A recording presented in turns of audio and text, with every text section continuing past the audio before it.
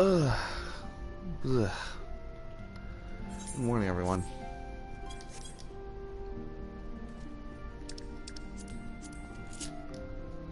Alright. Normally today would be Eden.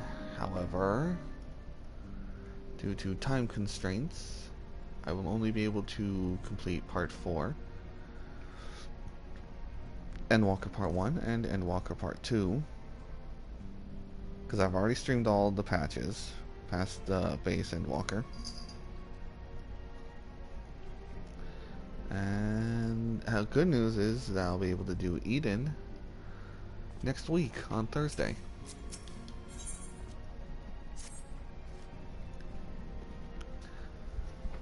Oh, greetings, Naren. Come to look in on our friends. Rest assured, everyone is quite well.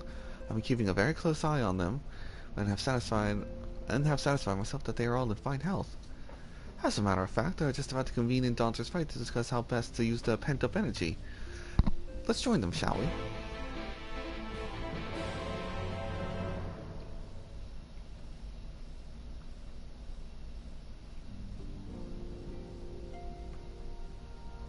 Well, my friends, now that we have all settled back into our bodies, it is time we resumed our duties in earnest. Let us speak of our plans. Ever since the Emperor's death, it's been one unsettling rumor after another. I've a mind to pay a visit to Garlemald, to ascertain the truth of the matter. A prudent endeavor.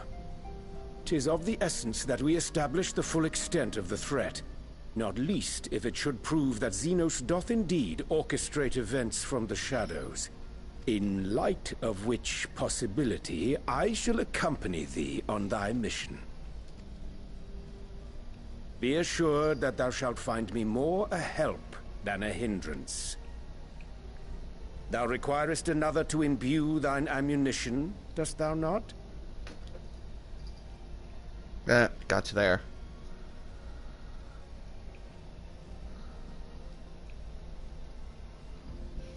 Assuming that's settled, there's something I've been meaning to look into as well.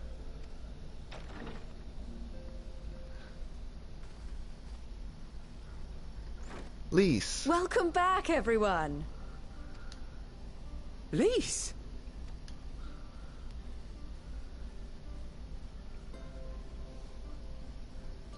You're fine now, right? No more headaches or keeling over? That's right. We're fighting fit and raring to go.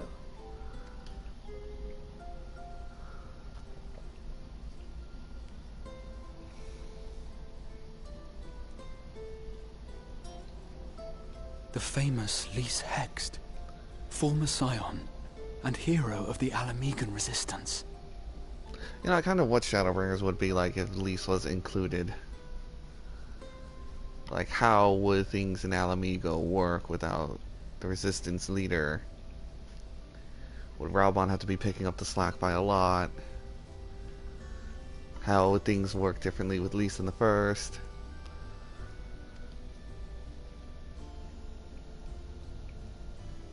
I don't believe we've met. Really? It's so easy to assume that all Archons are acquainted. But then I suppose your fields of expertise are rather different. Grahatir, at your service. I have read much and more about your exploits, Commander. It is a pleasure to finally make your acquaintance. Likewise. The others told me all about you. Do not be so sure. Words scarcely do justice to the vital role he played in our victory in the first. A more dependable comrade one would be hard-pressed to find.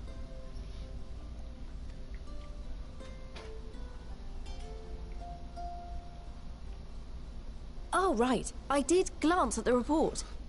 But I'd be lying if I said I understood half of it.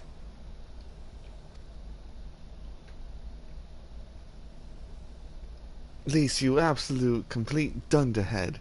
What part of "we were in another world" did you not understand? Well, that's a lot to take in. Just to be clear, this means we're not heading for another calamity, does it? Technically, no. Shorn of their unsundered master's leadership, what Ascians remain shall struggle to see their plans to fruition. And though I would ever advise caution, I believe we may rest easy for a time.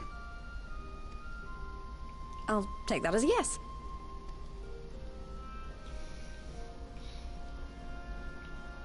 Even so, I don't know what to make of this business about Hydaelyn and Zodiac being primals.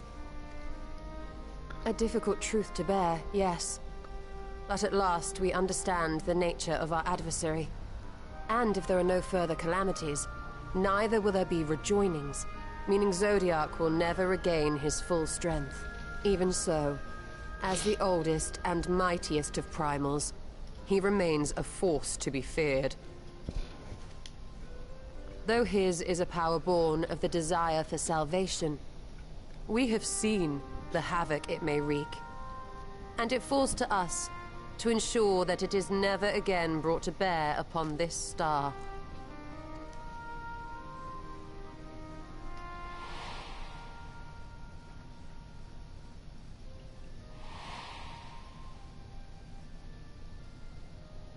But tell us, Lys, to what do we owe the pleasure of your visit? What do you mean? Isn't seeing my long-lost comrades reason enough? Alright, there was one other matter. I have a message from the Alliance, and before you ask, yes, it's about the Empire. So, after Emperor Varys' assassination, it seems his cousin Nerva made a bid for the throne. Nerva ever was a snake. The trouble is, he wasn't the only one with designs on it, and it didn't take long for a civil war to break out. And it's not just in the provinces. Early reports say huge swathes of the Imperial capital have been reduced to rubble. The Alliance will soon convene in Alamigo to decide on a course of action, and we were hoping you'd come along. Well, as it happens, Urianger and I were just this moment planning a little trip to Garlemald, and we should be grateful for any advice the Alliance can provide on how best to make the most of our visit.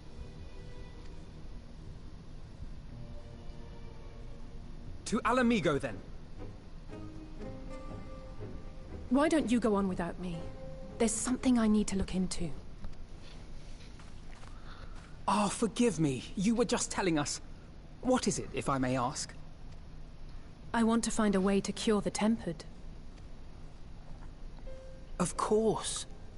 You think it may be possible to adapt the treatment you used to help those corrupted by the Sin Eaters? I'm sorry, a cure for tempering? But that would change everything. Alizé, consider yourself uninvited. Go and find us this cure. I'll do my best. I was hoping you might join me. Don't worry if not, though. I won't hold it against you if you'd rather attend a stuffy meeting. I like stuffy meetings. What meeting? Lead on. I knew you'd say yes. I'll come too. If you don't mind, that is.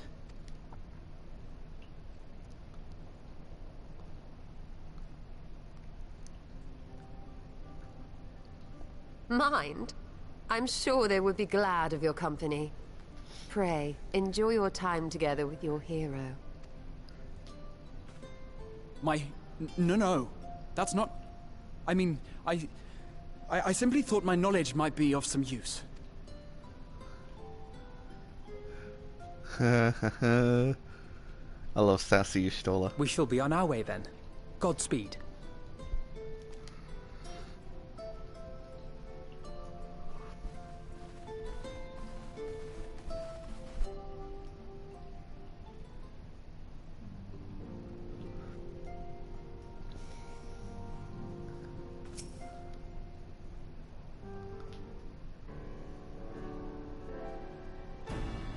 When I set out to save Howrick, I think Gabu was always at the back of my mind. And having proved that the light corrupted are not lost, I'm convinced the same must be true of the tempered. Similar to those corrupted by the Sin Eaters, the aether around Gabu's soul has been rendered stagnant. And though the root of the cause is different, perhaps the solution is the same.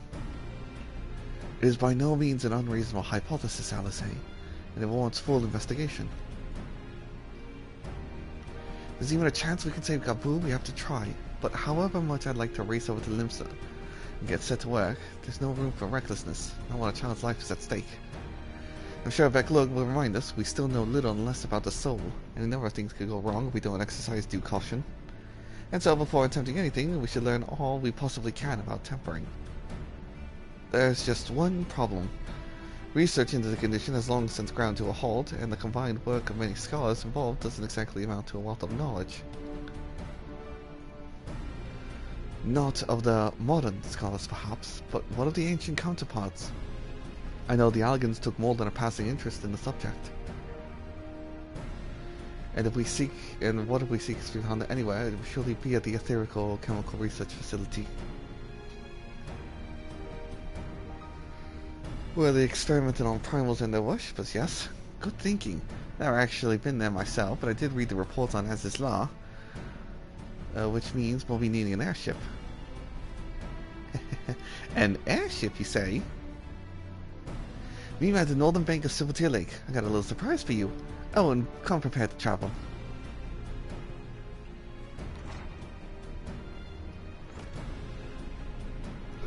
Simultaneous head tilt.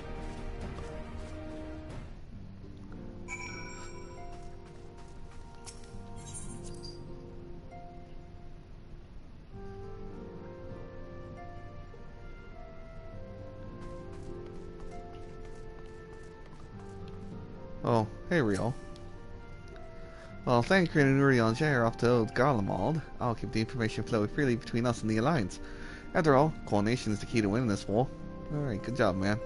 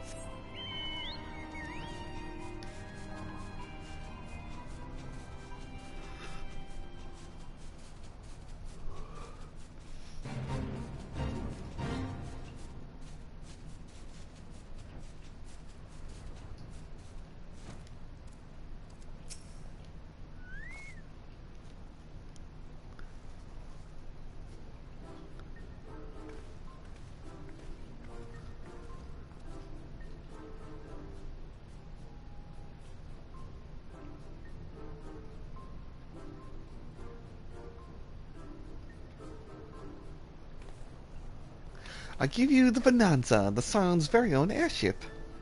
I built her as a company project with the help of our friends at the Rising Stones and named her for luck and prosperity. Tatara, this is amazing. We'll be able to fly just about anywhere we want. Our garments were impressive enough, but to build an entire airship, I see the annals did not exaggerate the many talents of the Scion's fabled coinkeeper. I'd also like to introduce myself as your pilot, except the training didn't quite go as well as I'd hoped. But that's alright, because we've hired this capable fellow here instead.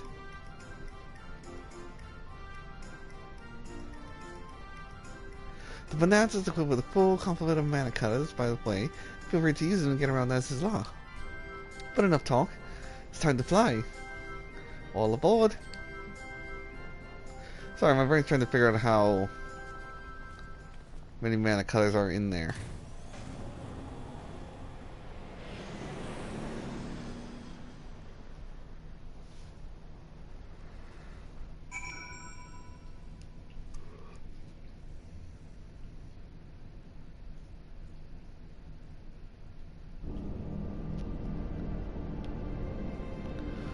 Because, like, hold on.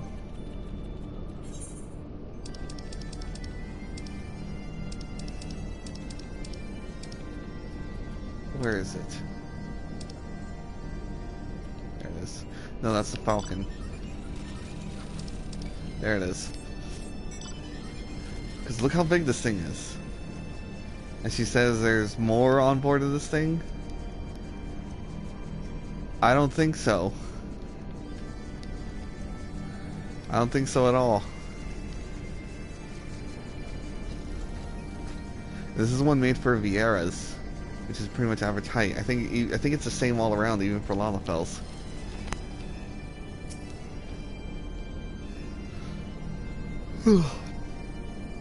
Honestly, Sid would be jealous of the way that airship flies. The Taro has outdone herself. Anyway, here we are on Azislaw, and Alpino's report did not do the scale of this place justice.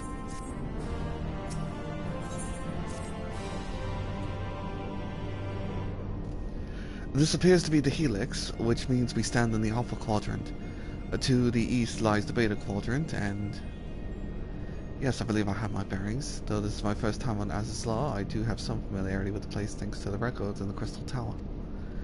Unless I am mistaken, this path leads to an aetherite, beyond which there will be information terminal. I suggest we begin our search there.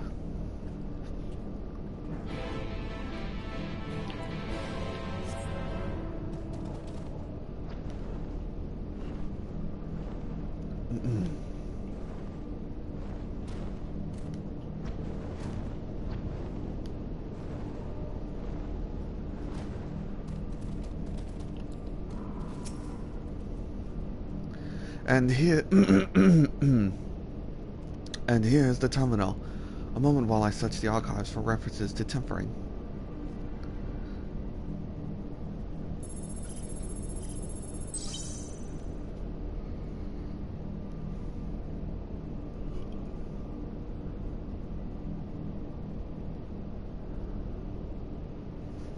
Ah, there we are.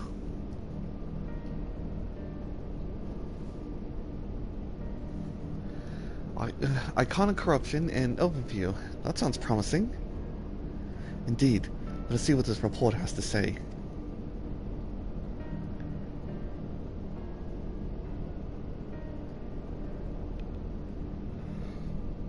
Oh, confound it. The contents appear to have been deleted. What? No, isn't there something you can do? Not from here, I'm afraid. But there may be another copy of the report exists somewhere else.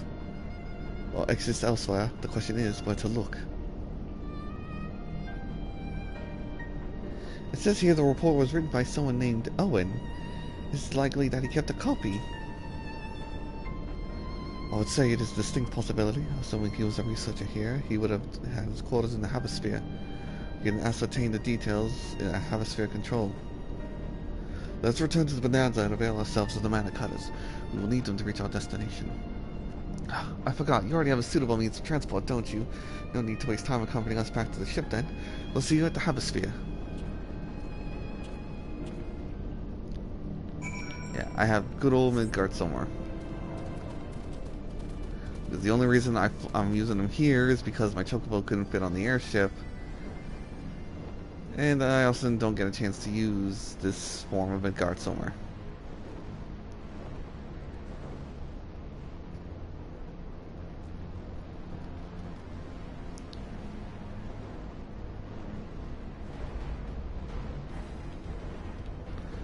Do do do do do.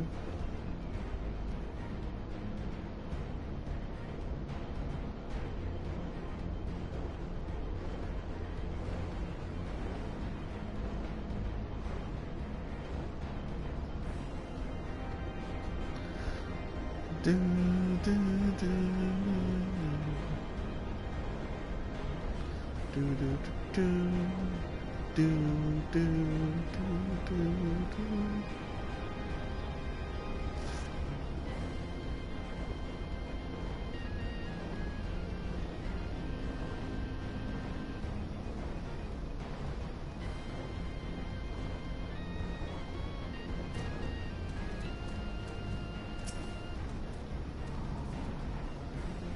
Is it that Owen did indeed have a chamber here? This note will be able to tell us of its number.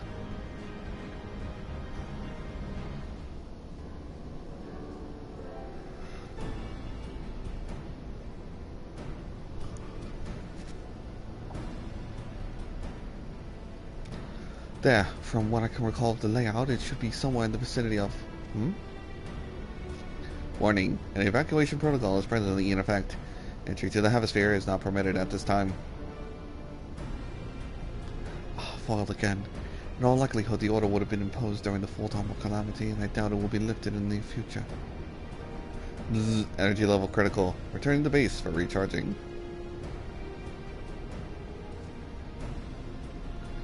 Well, surely there must be some other way to gain access. Force, for example. As a result of that, I have an idea.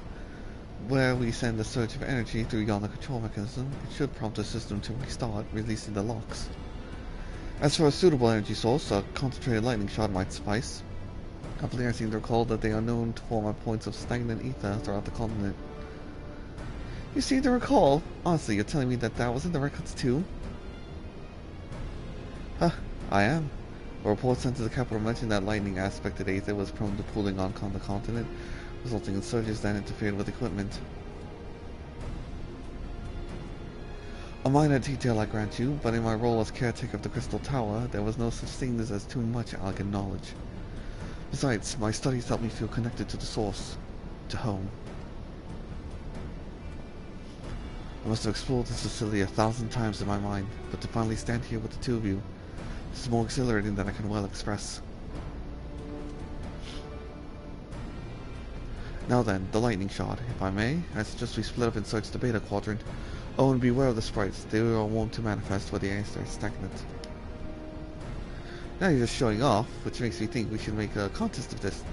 First one to return here with a shot wins. What do you say?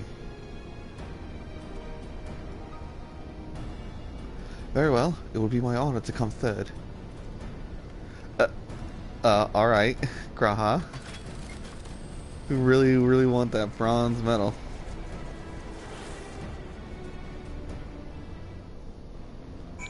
They just left me here.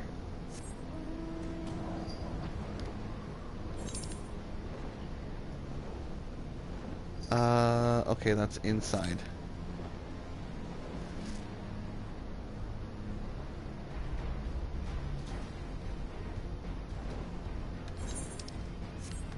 Not this way.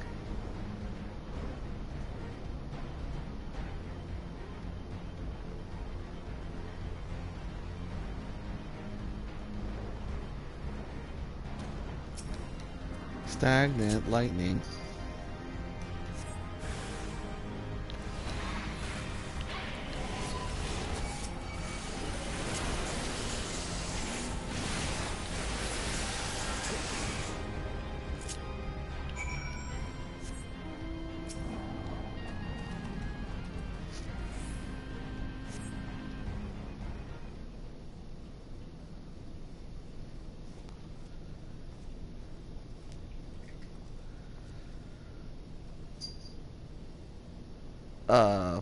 Bravo! That was quite a show adventure.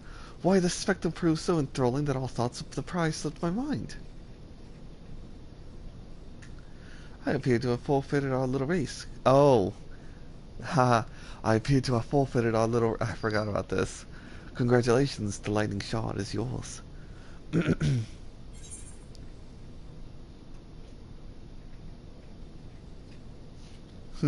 What? No dramatic entrance? You've changed.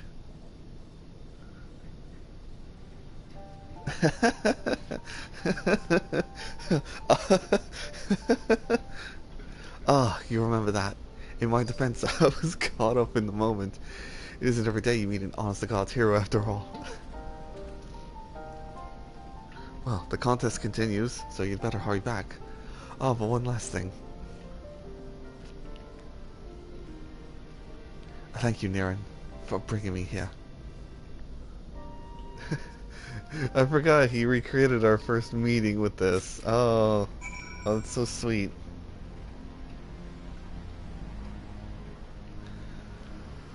Oh.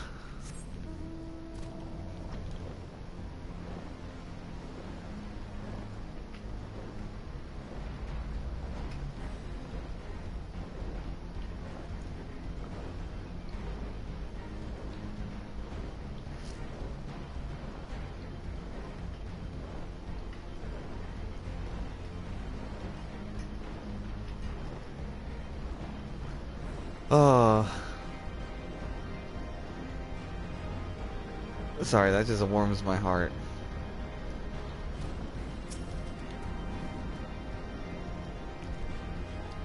It appears Alice had no luck, so victory's yours. Congratulations. Now then, may I have the shard? I'm upping... I know I made his voice like how it just sounded earlier, but now that he's out and about and in a good mood, yeah, I'm upping the life of the voice, I guess. Ah, what is it that makes you so much better at finding things? What do you have that I don't? That is a question I too have asked myself on numerous occasions. I suspect we could both learn a great deal from Niran, and not only about the secrets of adventuring, but come. We should attend to our mission.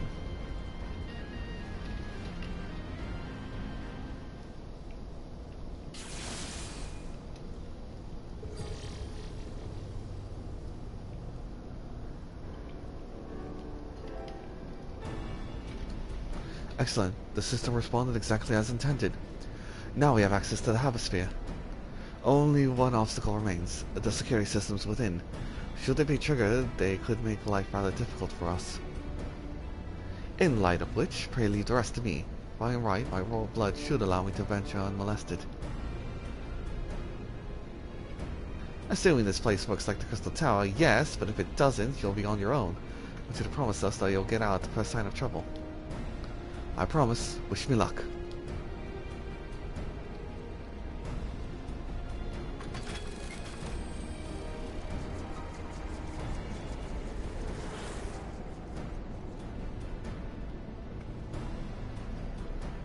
Ah, nothing for it but to sit tight.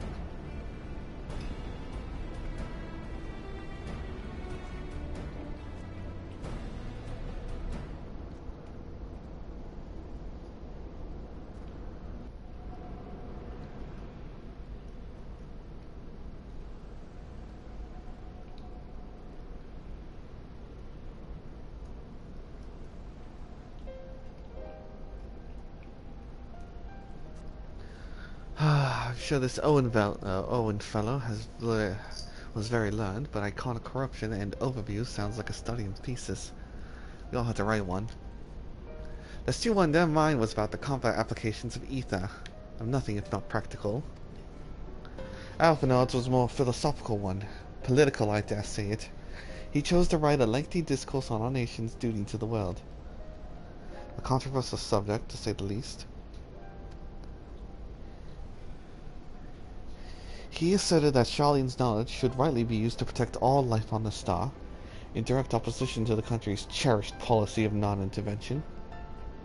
Being a leading member of the Forum, our father was not happy. At the time, of course, Alphanel was utterly convinced of his views and would cheerfully argue to death with anyone who saw things differently. By which I mean, the rows were long. To be fair to him, he's since learned to be a little more open-minded. But deep down he still holds fast to that one belief. I admire him for it.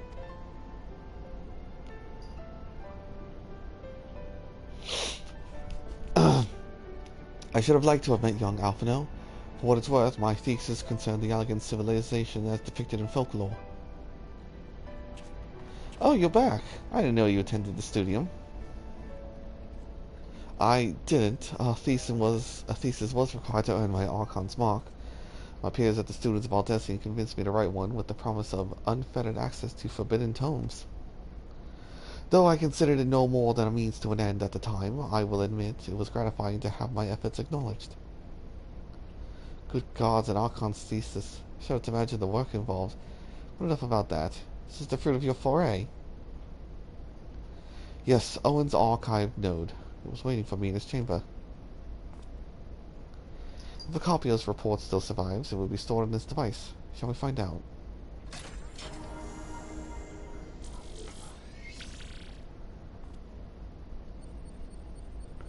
Bloop.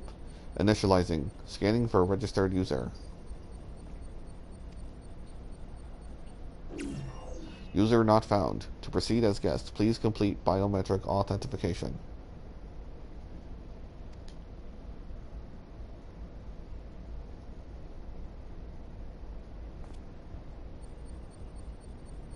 Verifying. Bloop. Bloop. Authentication complete. Guest identified as member of the royal family. I am at your most humble service, Your Highness. Never ceases to amuse me. It is but a pity the effect will not last forever.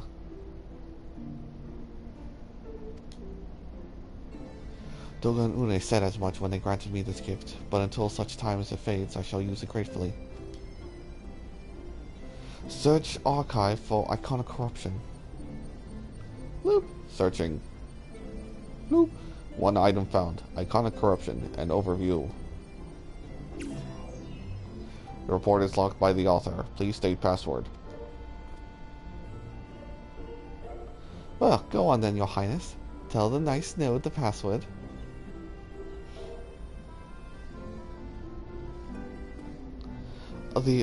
Right. Let's see.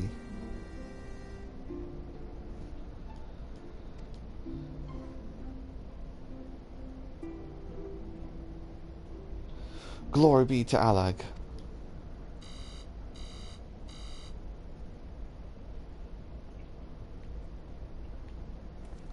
Long live Emperor Zande.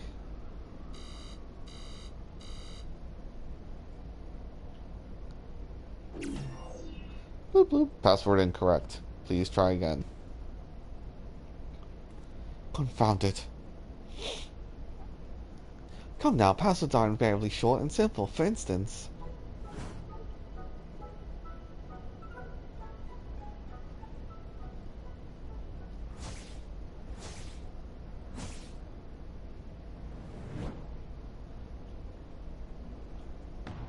password.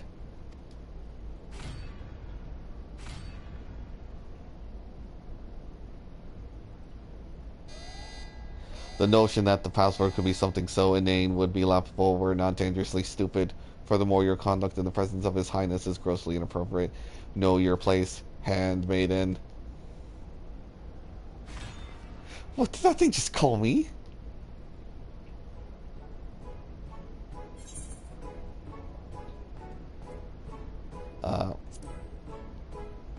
Courage. Bloop bloop. Password incorrect. Again, be warned that any further inappropriate behavior in the presence of His Highness will not be tolerated. Alright, that's it. I say we dismantle it and manually extract what we need. Now, let's not be too hasty. A single misstep and we risk losing the report altogether. I believe this may be a task for Sid and his colleagues. If anyone can coax the Machina into cooperating, it is them.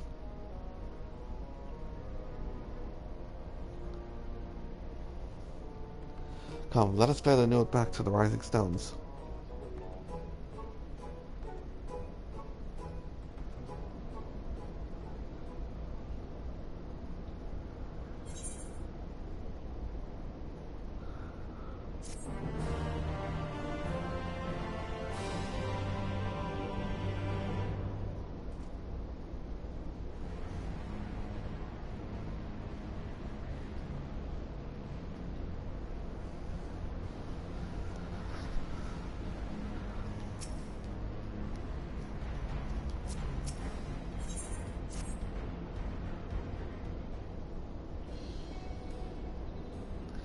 I should probably mention that I've yet to meet Sid since waking up. Rambros did send word to the Ironworks, but it appears our friend has been afield on urgent business.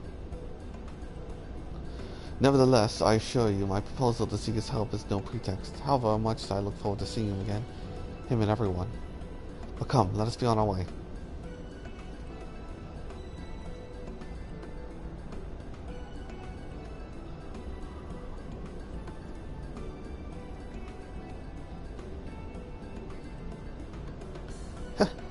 Look at him, all that running. Oh, all but running. How sweet.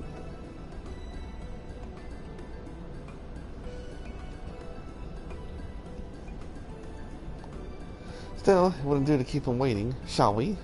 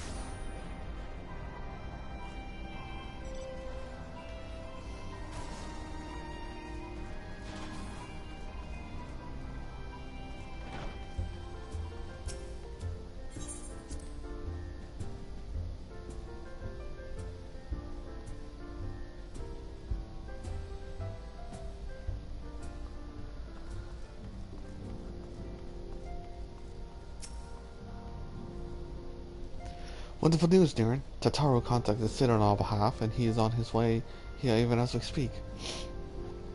While we wait, I should very much like to hear what transpired at the Alliance Council. Would you be so kind, Kyle?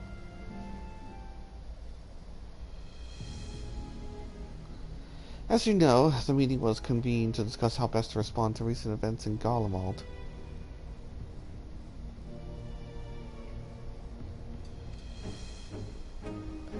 According to intelligence from our Doman allies, the War of Succession rages on. The Empire remains without leader. Oh man. Home.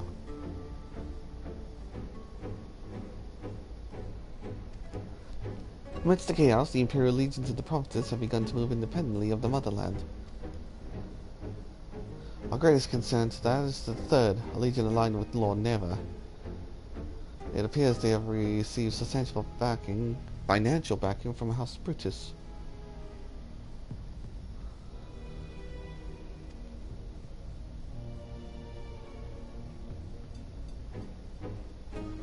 Brutus? Aren't they the ones who took in Yotsuyu and Asahi? This bodes well.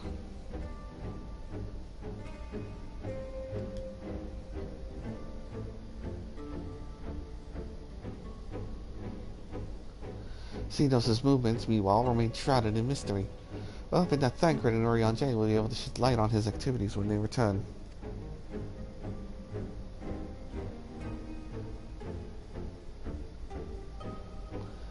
Until such time as they do, the Allied leaders felt it would be unwise to interfere in the conflict.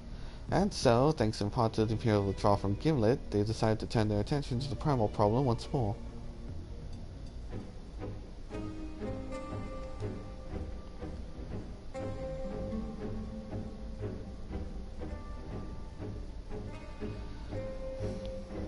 Working with the friendly factions among the Beast tribes, they hope to reopen dialogue and explore new avenues for peace. Given the timing, I suspect they wish to put their respective houses in order ahead of the decisive clash with the Empire. Whatever their intent, this is not a problem easily solved. The Levinsons in particular struggle in their efforts, and Alpha and Stola have been called upon to aid them. As long as we are dealing with the Tempered, I'm afraid no amount of dialogue will avail us. But if we can develop a treatment for tempering, then anything is possible.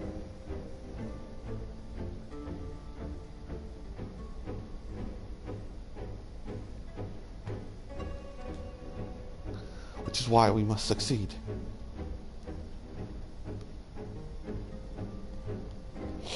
And upon that cheery note, why might not make yourselves comfortable in Dawn's respite? I'll show Sid in as soon as he arrives.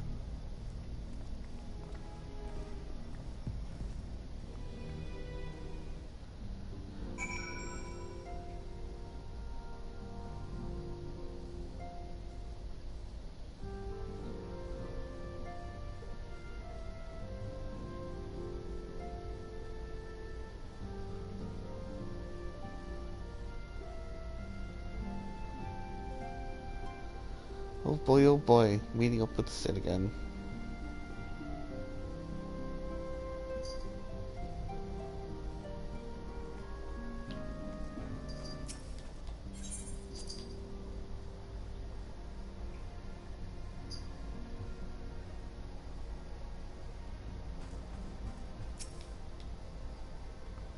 The room used to be all dark and dreary, and now it's fully lit up.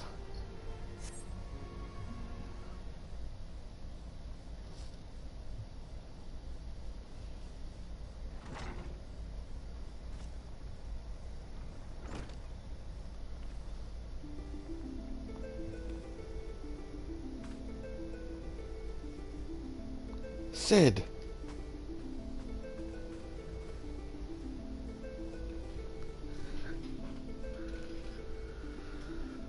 Forgive me for not coming to see you sooner, my friend. As you may have heard, we've had our hands full. In our defense, you are up rather early, and I was under the impression you'd be slumbering a while longer. Oh, I would not have been had you not fulfilled your promise. I still struggle with that idea, but where I stand, the secrets of traversing time and space seem as unfathomable as they ever did. But if an alternative version of myself has already laid them bare, I dare say that frees me up to concentrate on other endeavors. Speaking of which, you wanted my help with something? What was it?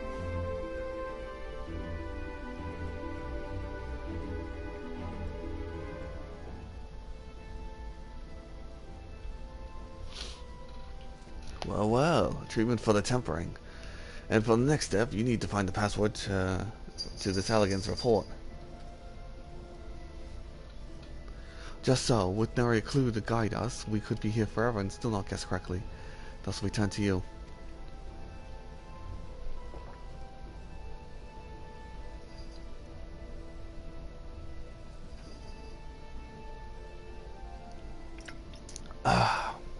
Well, I'd love to say we could help you, so I will. Once suitably configured, a Matchtech terminal should make short work of identifying the password.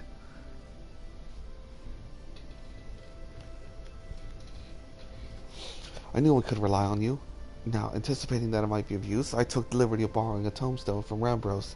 It contains an Allagan dictionary.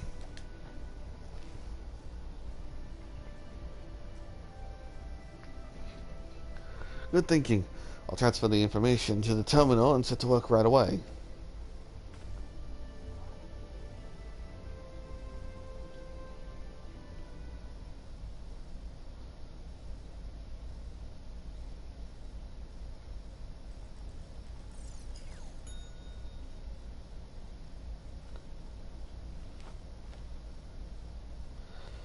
Looks like it's finished. Let's see. Freedom. The password is freedom. Huh. Short and simple, just as I said. Would you care to do the honors, Your Highness? I would, my lady.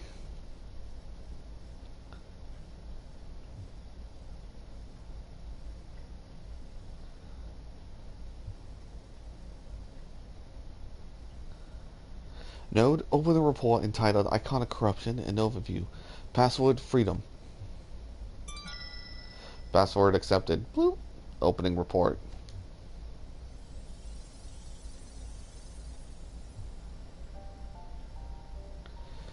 This report seeks to provide an overview of the mechanism by which Eikons corrupt and bind men to their will.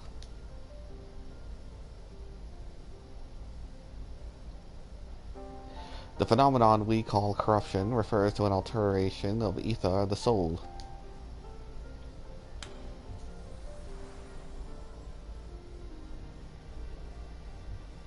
Said aether exists ordinarily in equilibrium, no one element being more prominent than another.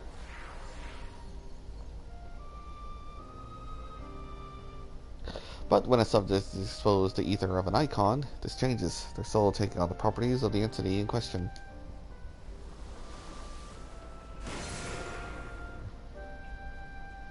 By way of example, exposure to the ether of the fiend, Sephiroth, would cause the subject's ether to become aligned with the element of the earth.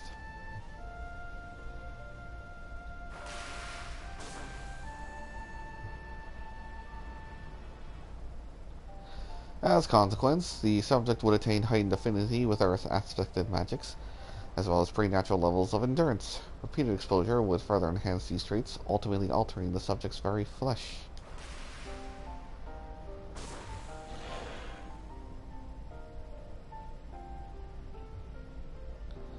The changes undergone by the subject are not solely attributable to elemental alignment. However, further testing has determined that the subject's soul becomes unreally charged or stagnant during the process. This stagnation of the soul has the effect of diluting the sense of self, rendering the subject vulnerable to the will of the Eikon, the thoughts of whom to consume their entire existence come to consume. In this manner, do the corrupted become worshippers of the Eikon, their prayers serving to further empower the entity. Having discerned the mechanism of iconic corruption, my colleagues and I set out to develop a material capable of shielding one from its effects, an endeavor in which we were successful, albeit at a great cost. In the course of testing, many of my assistants, good men and women all, fell victim to corruption, and in accordance with protocol, they were summarily put to death. I subsequently submitted a proposal to investigate potential cures for corruption, but was rejected, deemed non-essential by Lord Amon. Though I knew it would be fruitless, I protested the decision, and for my impudence I've been stripped of rank and title, and will shortly be expelled from this facility.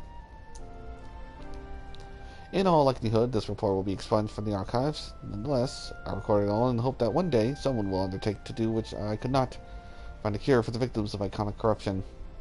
End recording.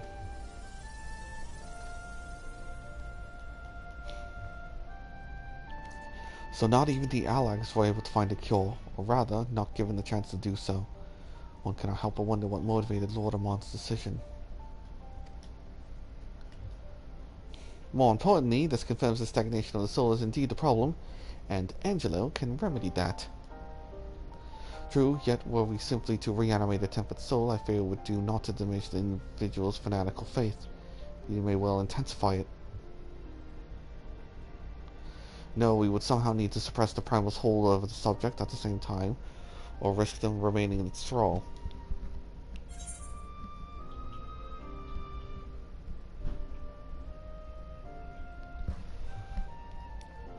So there's no point in reviving their souls unless we can revive their sense of self. But of course, memory transference.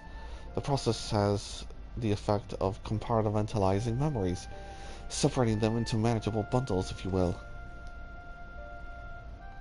By adapting this technique, it may be possible to achieve selective reanimation, that is, limit the effects of those memories that existed prior to tempering.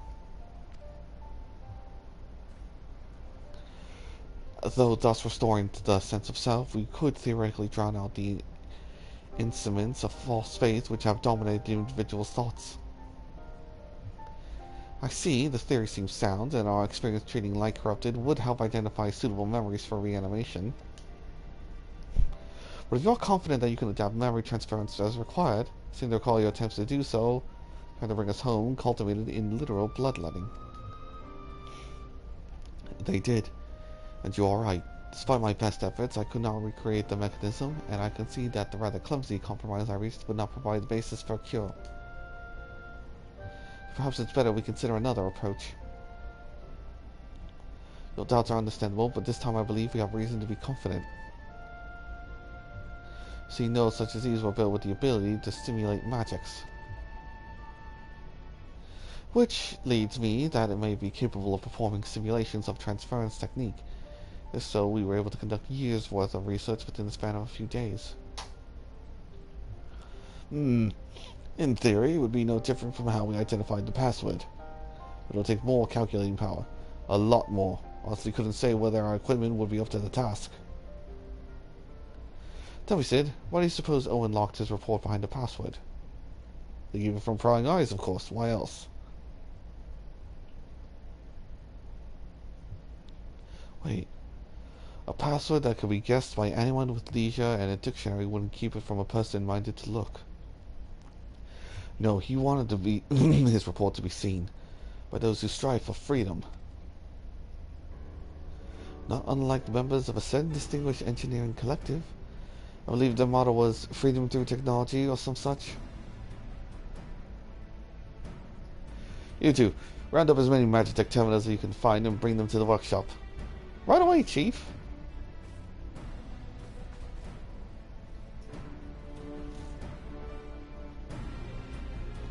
Things are about to get very busy.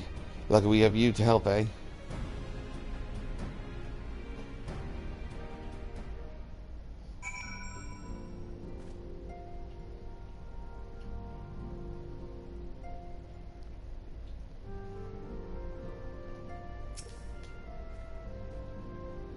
Right, while Grohan and I can, I configured the terminals, I want the rest of you to procure supplies. Namely, cerulean to fuel the terminals and ice shots to keep them cool. The more we have of both, the better. Leave the ice shots... Yikes. Leave the... Man, morning throat. Leave the ice shots to me. I'll round up some adventurers and go on a gathering spree. In that case, I'll trust Niran and Alizé with the cerulean. Here's a promissory note for each of you.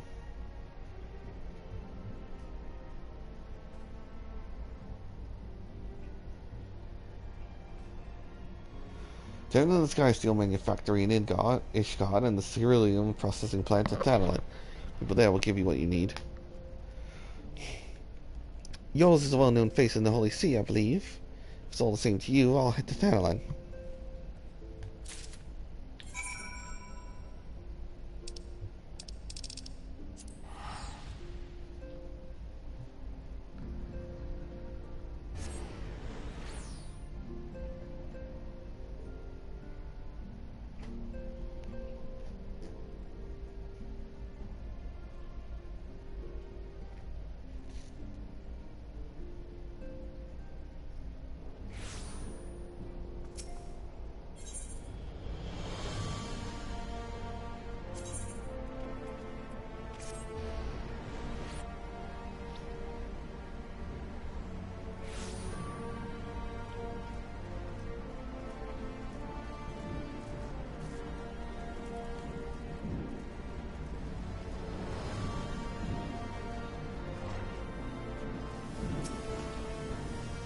Welcome back, Master Naren. How may I serve you this day?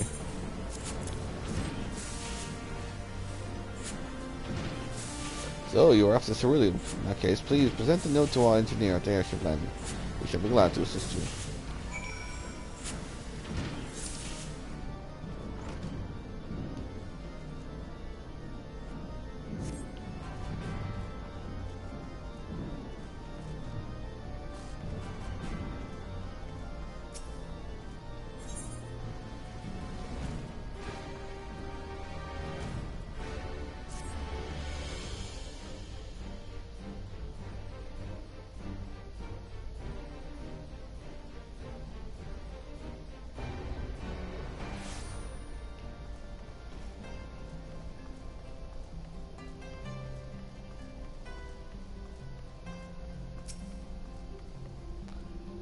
Cerulean, you come to the right man. Fair warning though, the price has shot up on account of uncertainty with the Empire.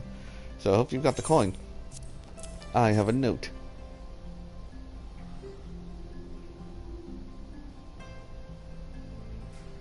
Well now, promissory note from the Ironworks. Don't see many of these.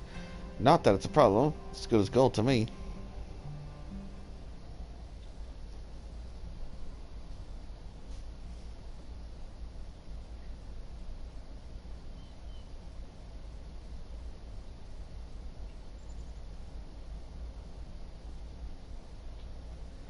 Oh, hey.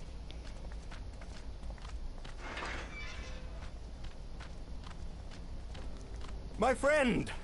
After the disappointment of not seeing you in Alamigo, what good fortune to chance upon you here of all places.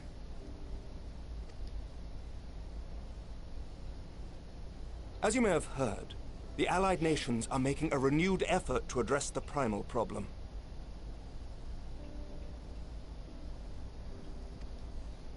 To that end, have I invited the chieftain of the Vanu to Ishgard, that we might together plot a course.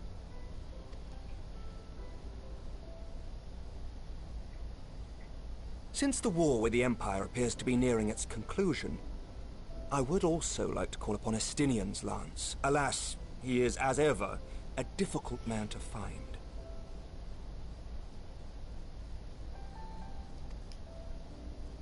I am informed he recently paid a visit to the Rising Stones. Should he happen to do so again, be sure to pass on my regards, won't you?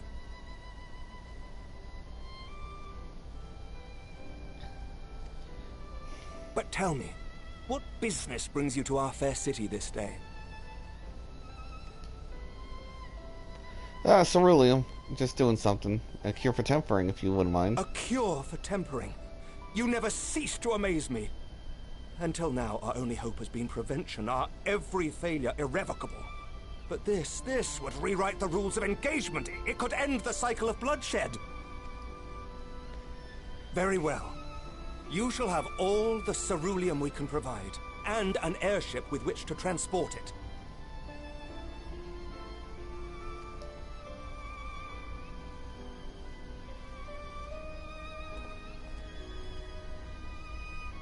In this matter, you may count on Ishgard's full support.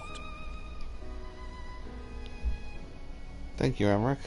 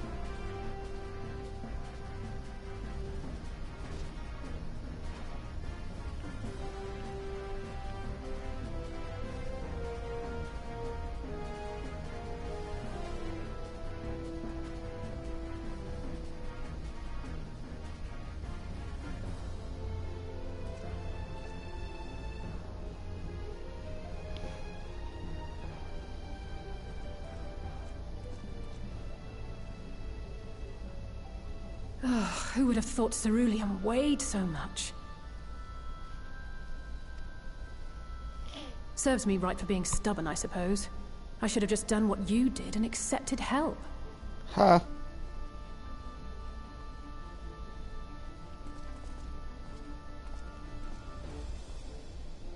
Good work, you two. This is all we asked for and more. Quite a lot more now that I look at it.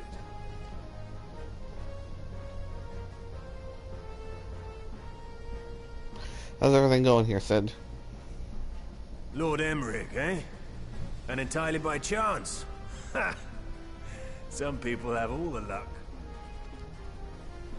We have also succeeded in configuring the terminals, thanks in no small part to our able assistant.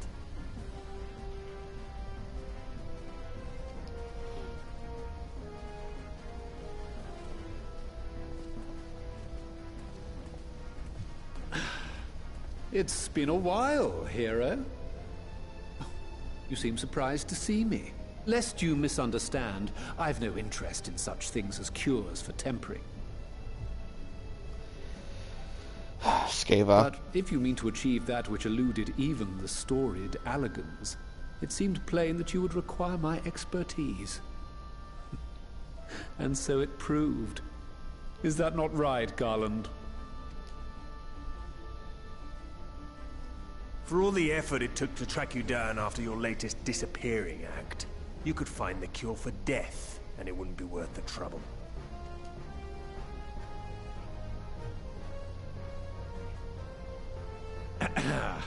That wasn't the only reason I agreed to cooperate. I'm reliably informed that Garland and I are destined to unravel the secrets of travel not only across dimensions, but through time.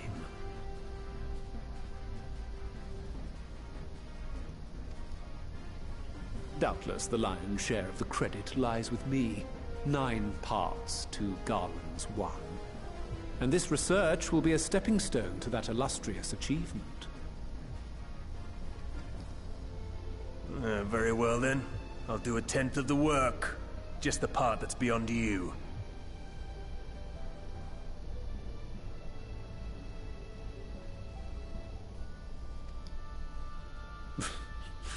Whatever you say, Garland.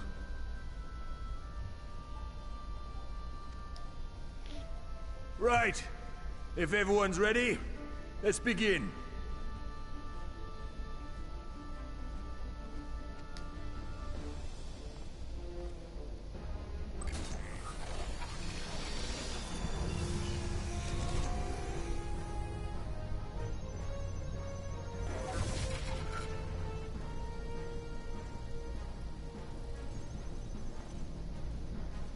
All appears to be in order. Now, we just have to wait for it to find us our magic. Why not take this opportunity to put your feet up? This may take a while.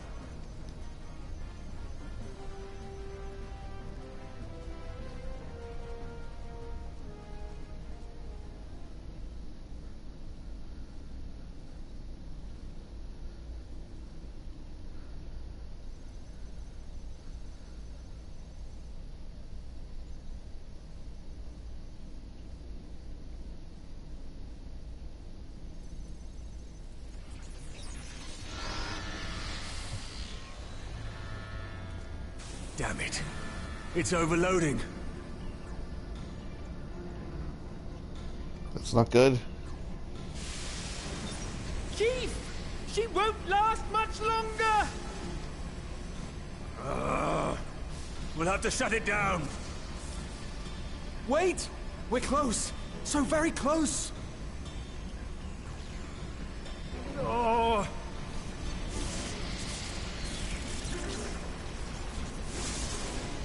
Well, this is going swimmingly.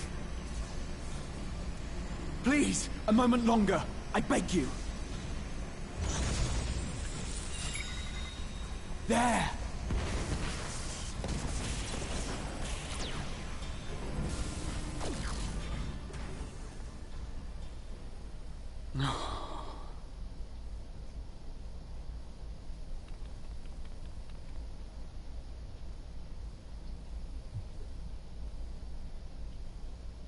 I was able to memorize the magic before it faded. It still needs to be put to the proof, but I believe we have our cure.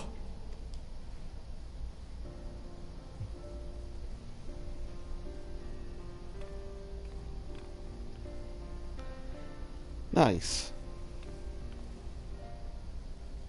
It's just as well. She'll never run again.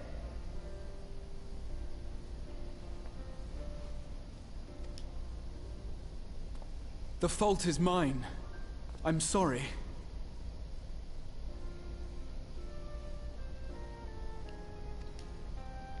Don't be. It may fall short of dimension hopping, but a cure for tempering is not to be sniffed at. This, my friend, is a world-changing discovery. One we're proud to have had a hand in. A few Magitech terminals are a pittance to pay.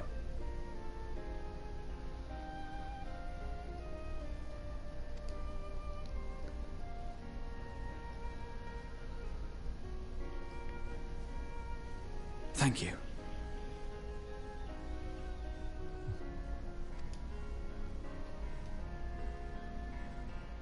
Well, we've done what we can. The rest is up to you.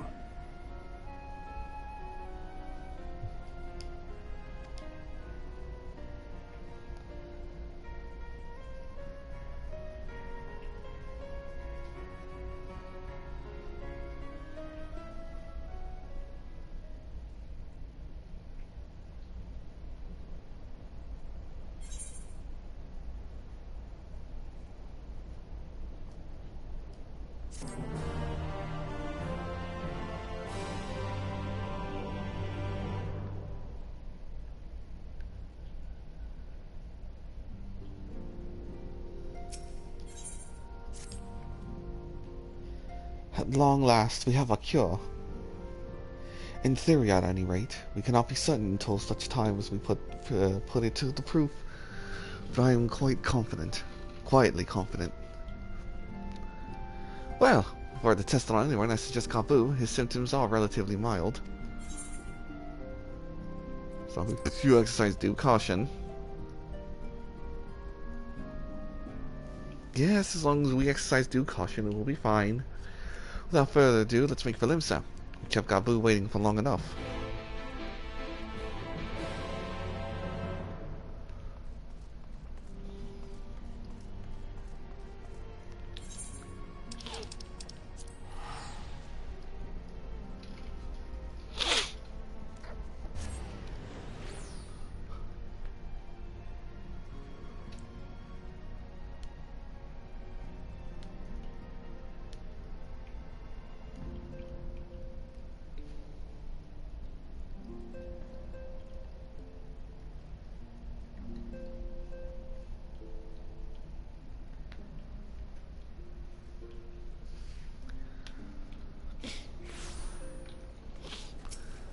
Good old Limsa.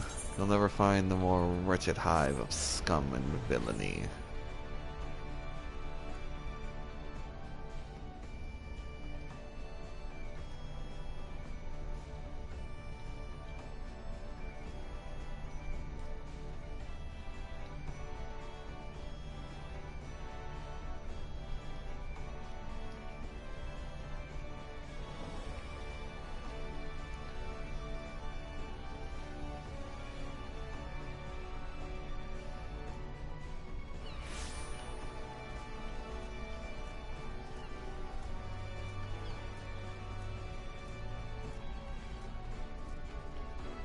Benui.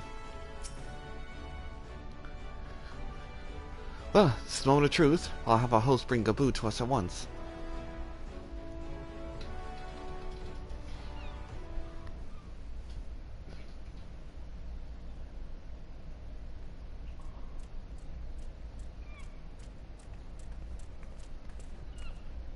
Apologies for the wait.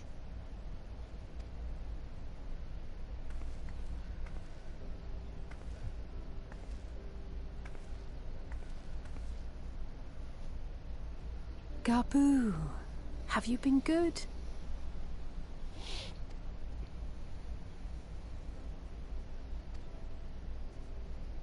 Still no change, I'm afraid. He just stands there in silence until we move him. It's all right now. We're going to help you get better.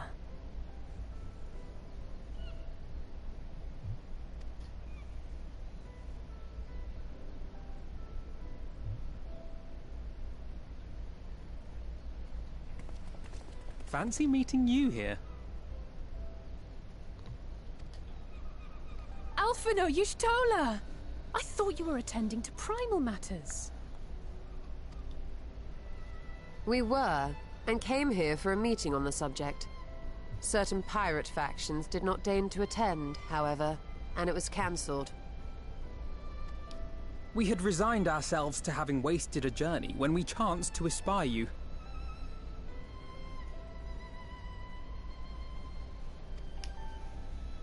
Could it be that there has been progress with the treatment?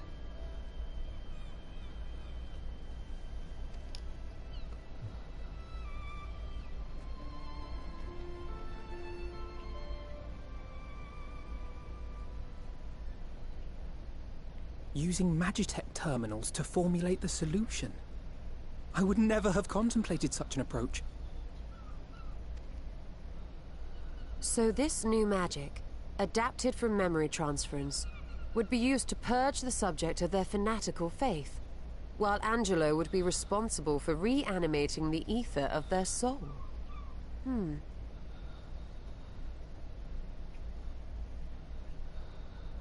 Yet I wonder at the practicalities. If one were to reanimate the soul first, it would only serve to exacerbate the tempering. Conversely, a stagnant soul would not respond to the effects of the magic. Would both need to be performed simultaneously?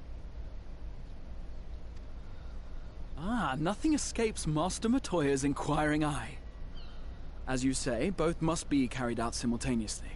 And thus, I propose to imbue Angelo with the tempering treatment in much the same manner as I did the spirit vessels.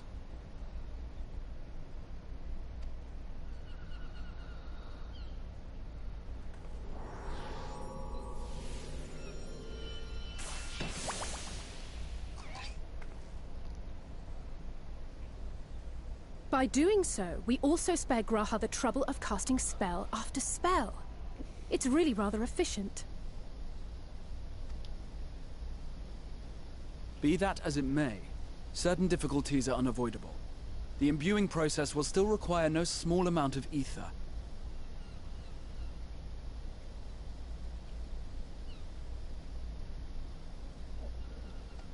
And as I can no longer draw upon the Crystal Tower's stores of energy, I will be compelled to rely on those of others.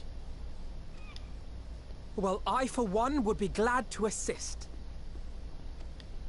As would I. Since the resumption of our duties, it has been naught but stuffy meetings, and I have ample ether to spare. Excellent. With your permission then, let us begin.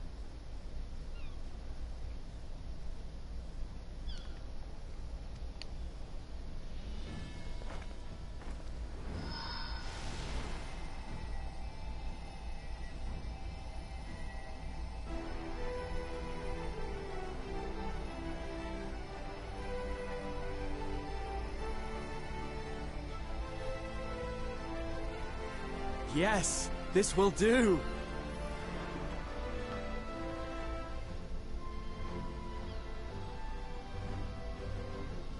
And now, it's my turn.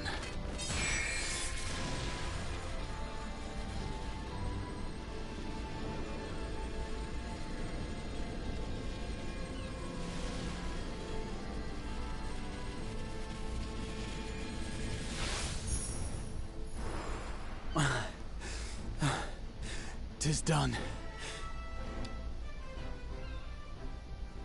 No small amount indeed. Well, we seek to go where even the Allagans did not. It was never like to be easy. The rest is up to you, Alize. The treatment itself will take time and focus, so we will need a quiet room. I'm sure our hosts can spare one.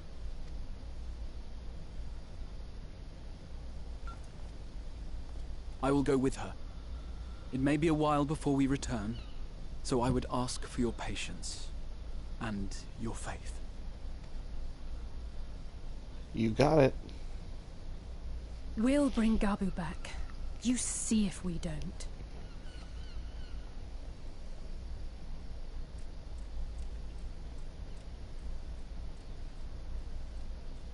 'Twould seem our part is played. Let us find a place to recuperate while we wait for news.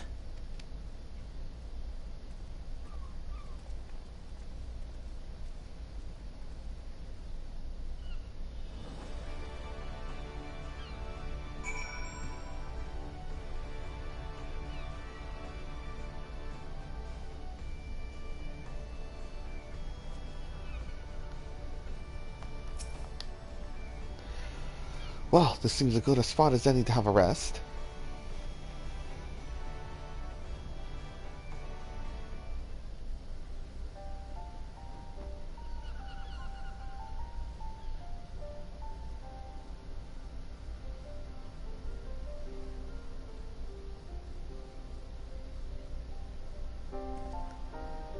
For years, Eorzea has labored to find a solution to the primal problem, without success. Any hope that tempering could be reversed faded long ago.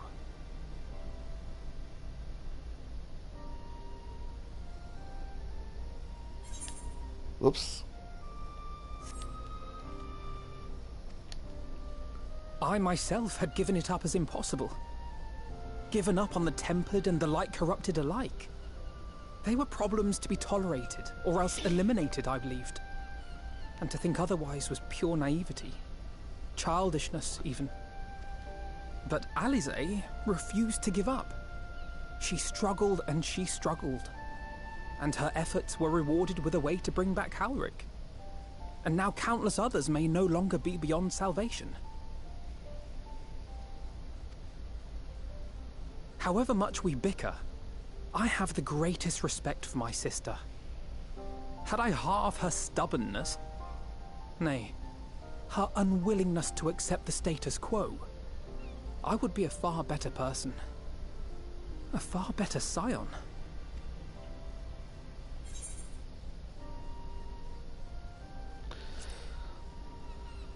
Well, if it's any consolation, she is in awe of your work.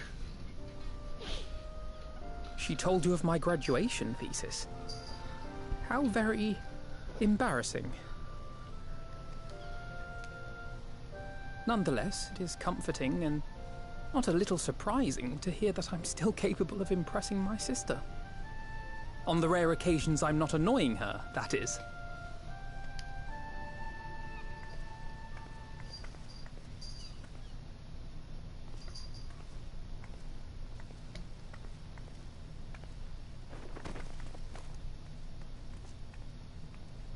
Alize, are you all right? The treatment. Did it work?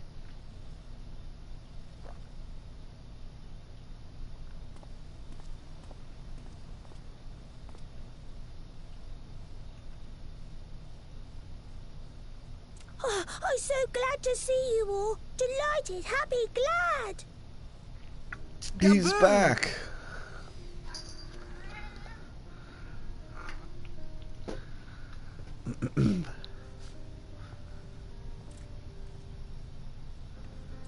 The little bean has returned.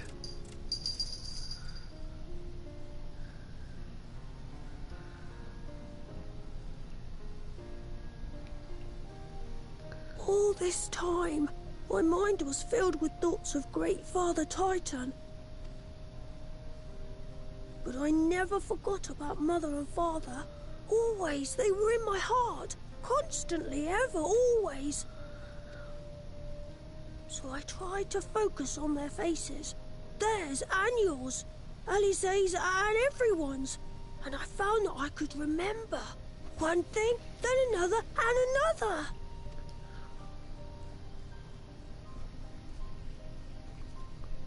Your hopes reached Gabu. They helped him to hold on.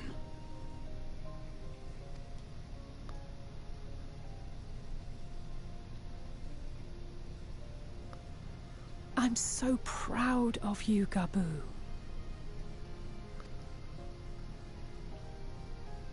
I couldn't have done it without you, Alize. Can you help the others too? Cure them, heal them, help them? Yes, we can. All of them.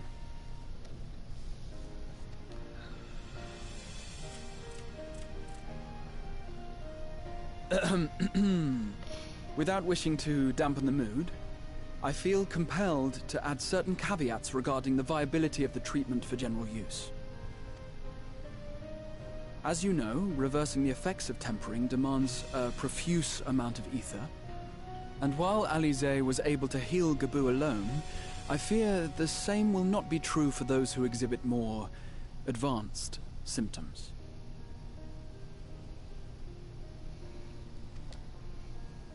Moreover, the treatment's effects are limited to the soul.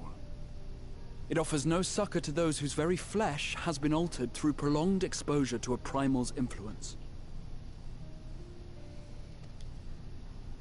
All of which is to say that we cannot save everyone.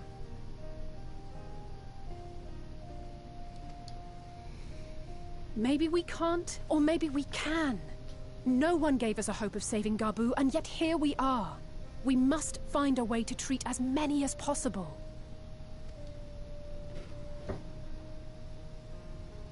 Then, the next logical step would be to produce a veritable army of porxies, would it not? Granted, it seemed a simple enough process in the first, but I suspect it will be different here in the source. Not that I am any authority, of course. Yet there is an authority on familiars to whom we may grudgingly turn. She's stubborn, haughty, eccentric, irascible, laconic, annoying. And her name is Master Matoya. The real one. The slight pause before annoying.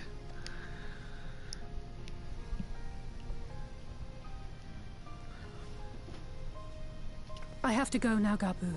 But the people here will look after you, all right? And I promise to come and visit you again soon. All right. Thank you, Alize. Thank you. So cute. This precious little coffee bean.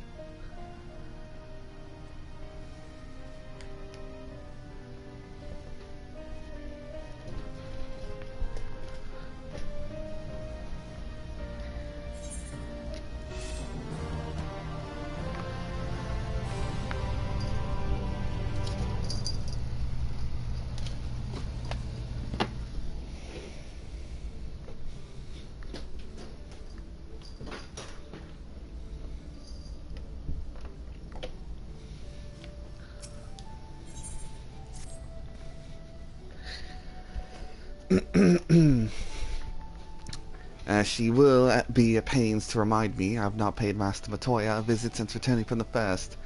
This seems as good a time as any. Come, let's make for her cave.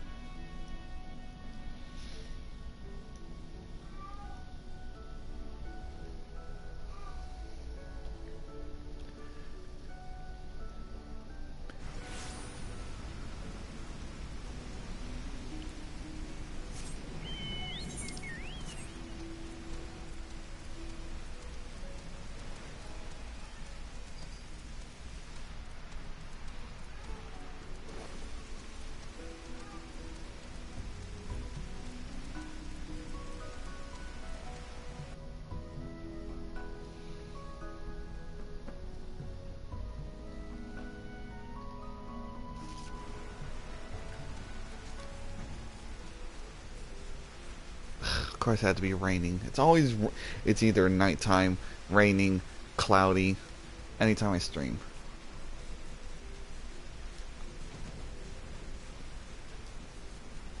I swear, it better not be the same in Tyrol. No rain, nothing but sunshine.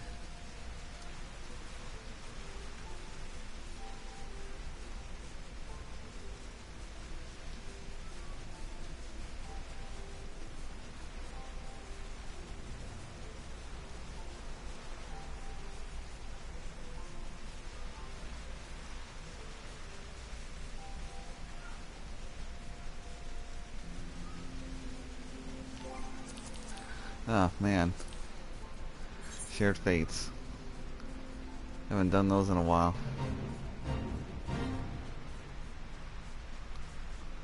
Let's see. Rank 2, rank 1. Wolf, I barely touched Ratika.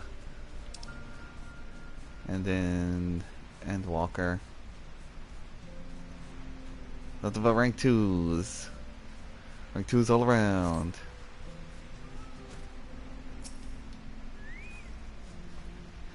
I take it you're ready to bear witness to the joyous reunion of master and pupil. Very well.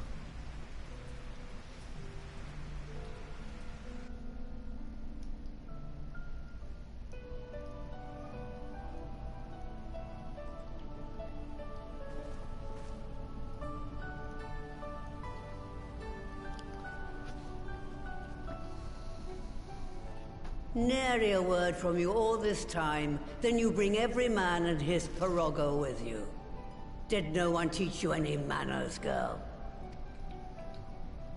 They were too busy teaching me etherology, Master. Jesting aside, I wanted to be the one to express our gratitude. I am told you spared no effort to sustain our bodies while we were away. And for that, we owe you our lives. Thank you. You were gone so long. I was starting to think you'd set your heart on staying. It wasn't easy to leave, as it happens. Seldom does one have the opportunity to study other worlds, and I would not have minded extending my stay by a handful of years. Ever the scholar. Y'shtola dedicated herself to studying ancient civilizations of the First, befriending a tribe known as the Knights Blessed in the process. There she took on the name of Matoya and won the respect of all the children of the forest. Uh-oh.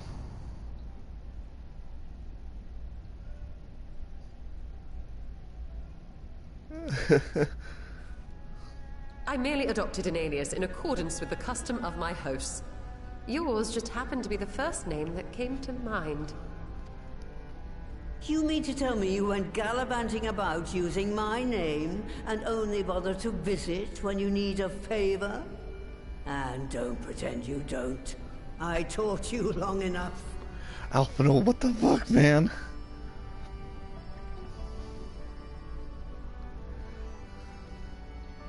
Indeed. and devoted pupil that I am, I could not fail to recall my master's sage advice. When the answer eludes you, look to the wisdom of your elders.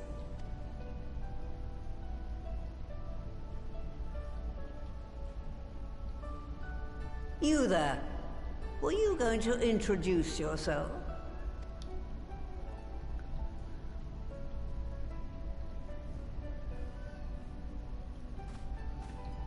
How remiss of me. Grahatir is my name, and I am proud to call myself a scion. I too wish to offer my gratitude for your invaluable aid in sustaining the Archon's bodies, as well as my apologies. It was my inexpert summoning spell which endangered their lives in the first place.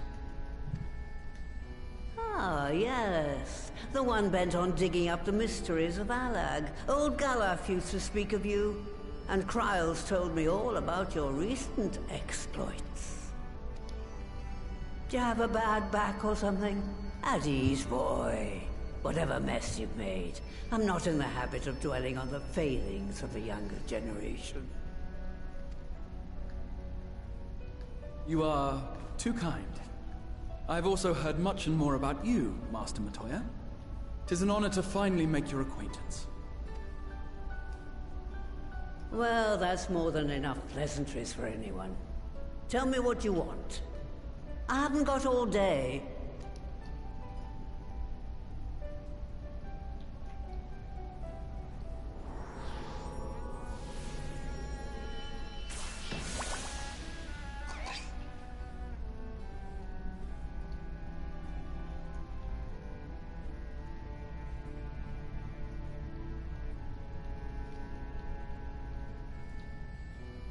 So that's the way of it. It should be a simple enough matter to make the familiar. The magic, on the other hand. Ah, that you may leave to me. Being the only one possessed of royal blood, I alone can imbue the subject with the necessary magic. So I just need to create porxies with the power to stir the soul. Just, I say.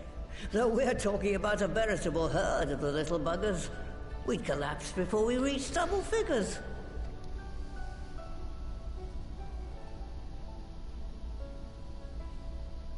But if I could get a familiar to create the familiars, a mother porxie, as it were.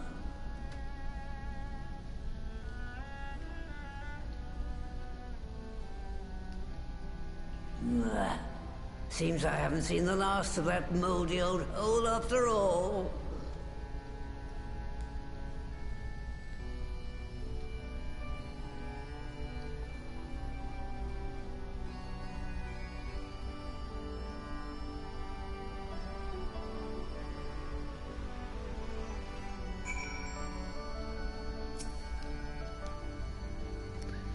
Alright, off to my old workshop then. Everything required to make you familiar is there. That may be, but no one has set foot in there since the Exodus. I tried to imagine what has become of it. Oh, there's sure to be a handful of feral familiars, mayhap a monster or two, but nothing to trouble the likes of you. You can consider cleaning up the place payment for my help. Fine, we'll do it. Good girl. Now, if there are no other objections, I suggest you run along to Maker's Quarter. I'll send one of my pirogues ahead to let you into the workshop. You need only tell him who you are. One can't be too careful after all. Off you go. Thank you, Master Matoya.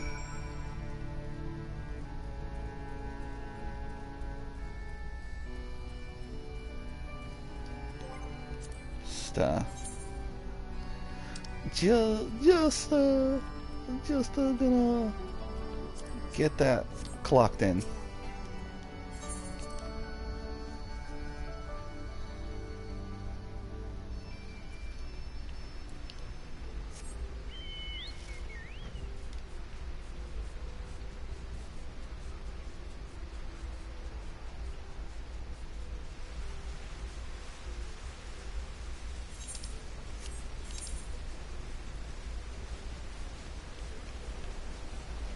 Oh, Got it all the way over there.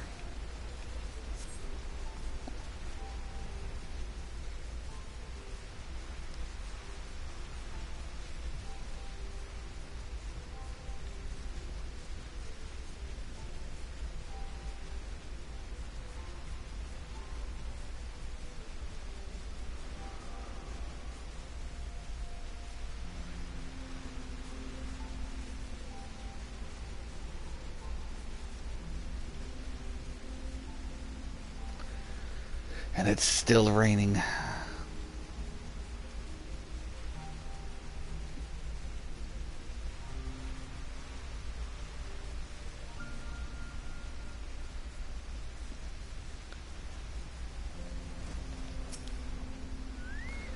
Puro Rogo, the unwashed. Well, he's out in the rain, so he's definitely getting washing.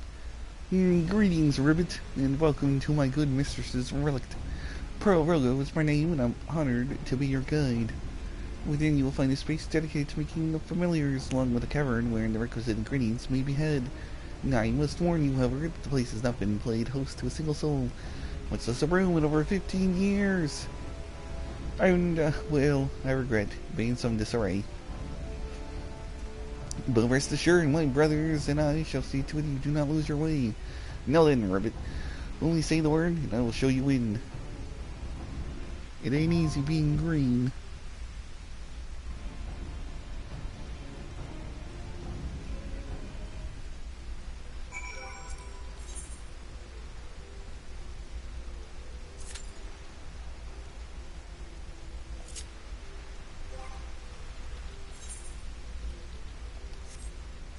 Today I'm feeling cactuar. And I will cover my two favorite cats with this as best I can.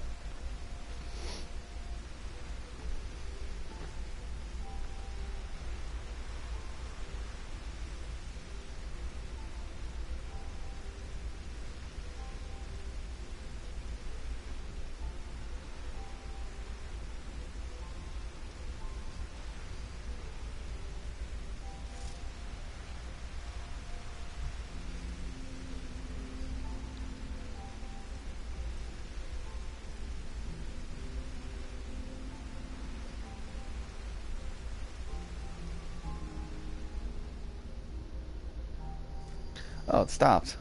Wonderful.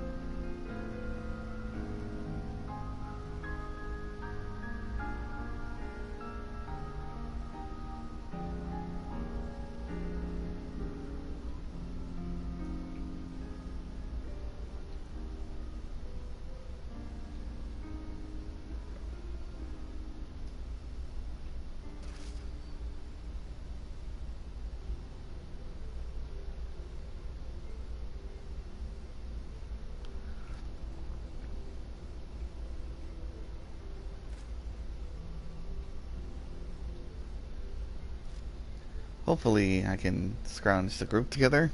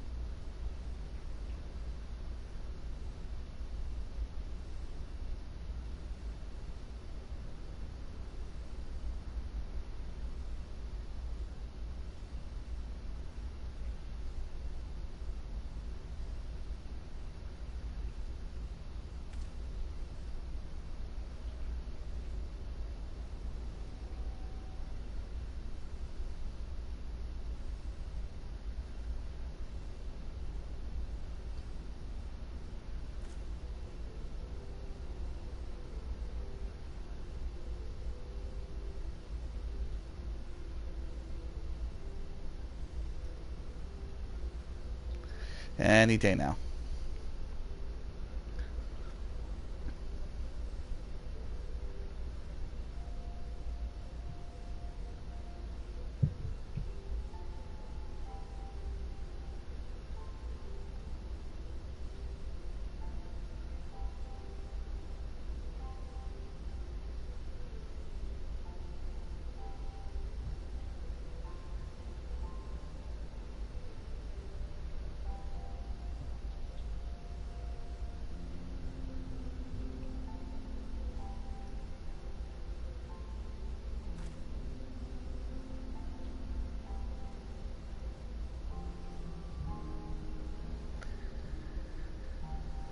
Come on.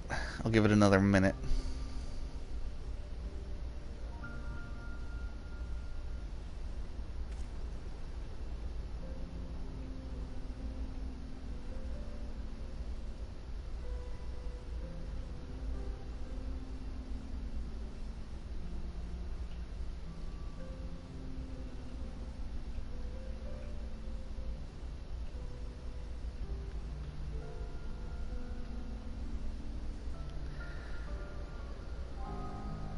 I might be doing this with trust.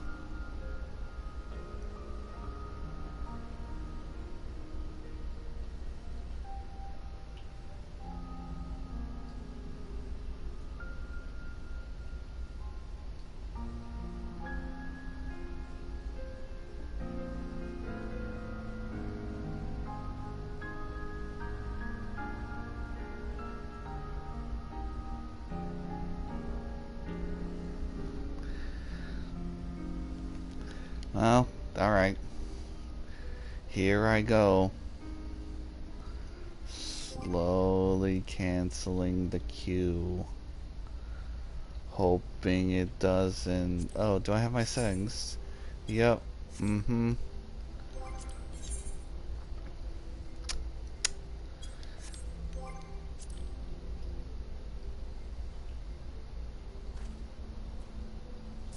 Oh, wait.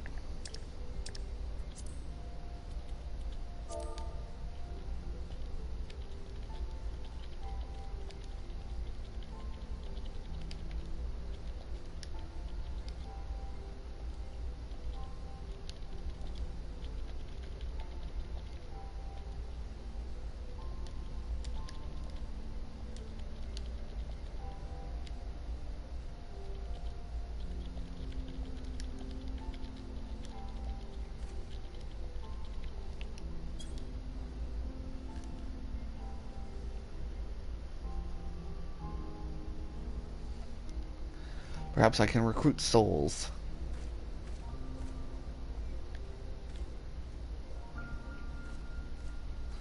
It is a Saturday.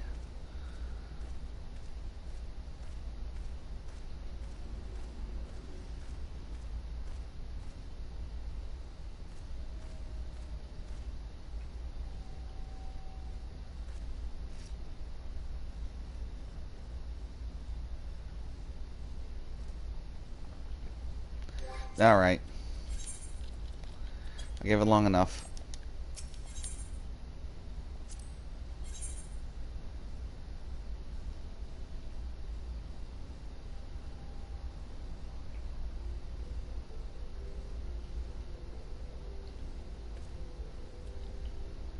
Sorry, Allagan. I stand ever ready. Taking Graha.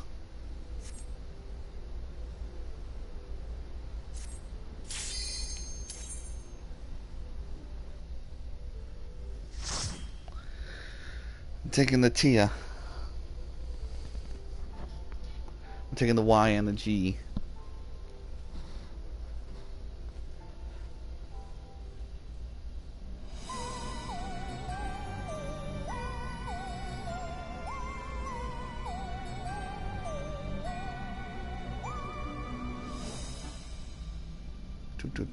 Do.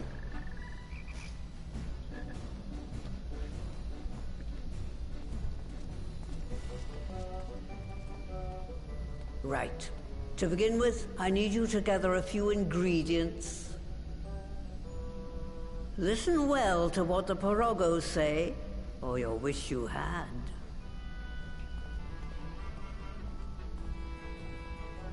I love the theme of this place.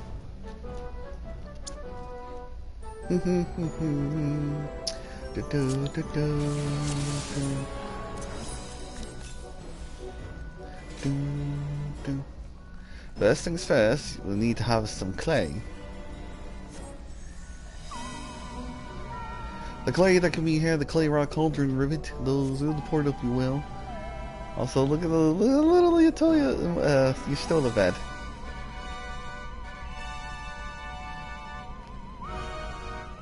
Probably where you stole it with studying sleep while Latoya was working on stuff here.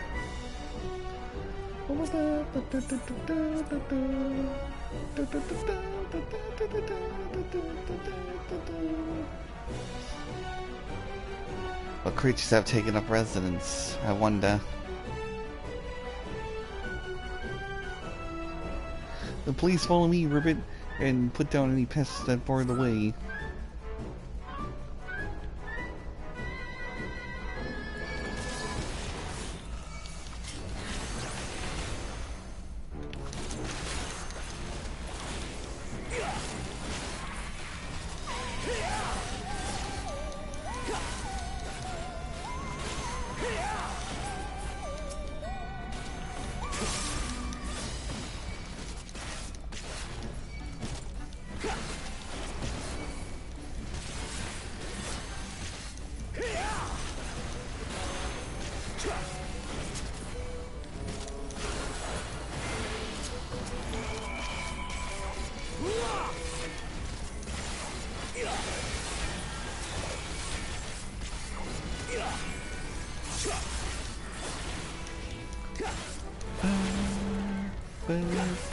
Actually, I wonder.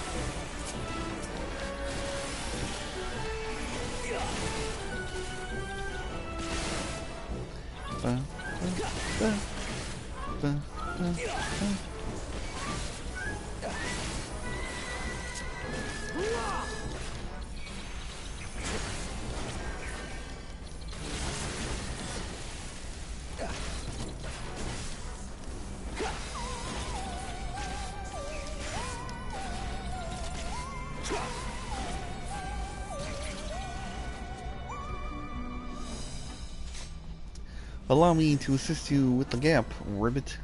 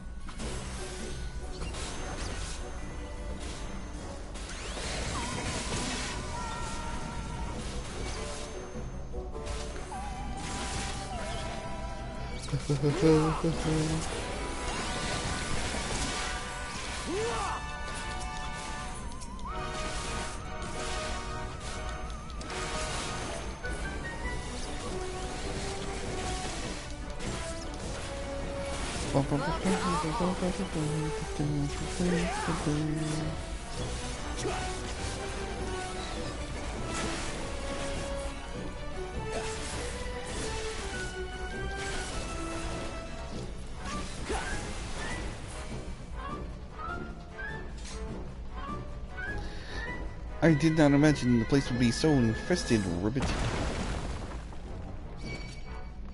Oh no, it's the son of Siggy. Come for his revenge.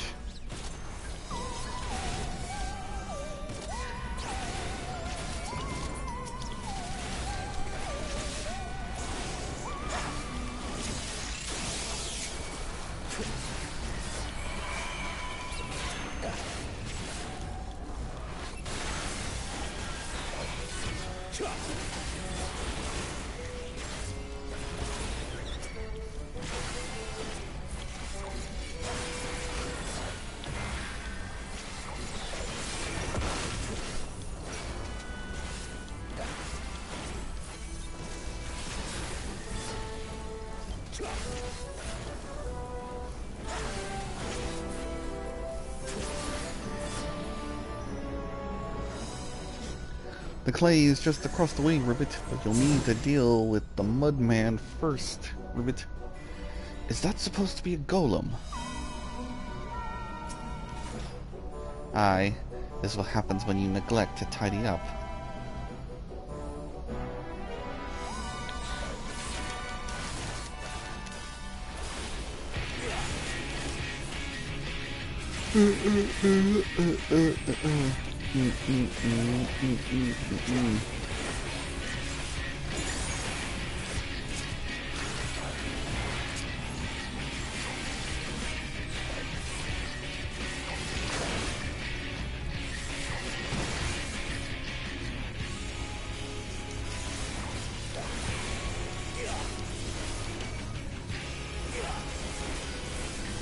Oh, for the love of God, they're standing in the damaging mud pit. Stubborn.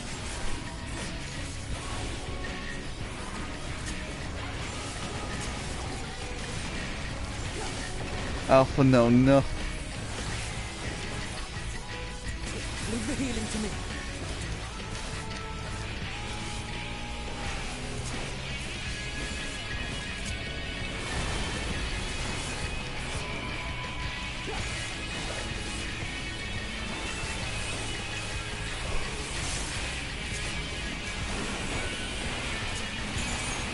Away with you!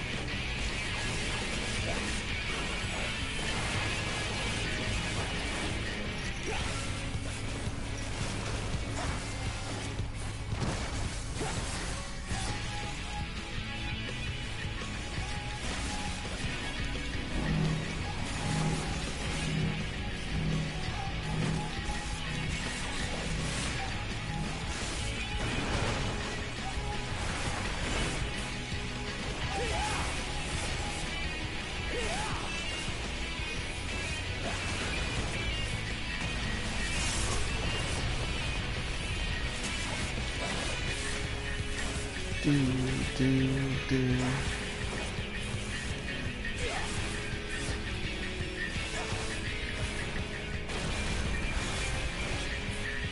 Oh, ow, wow, that hurt a lot.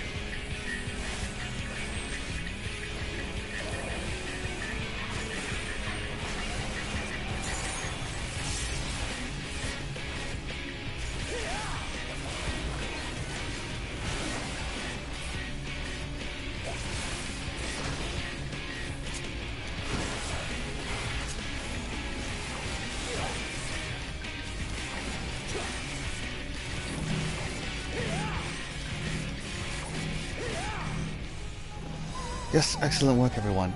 Now we have our clay ribbon. Let's return to Dickinson. If I didn't know better, I'd say you were having fun. Savage A materia.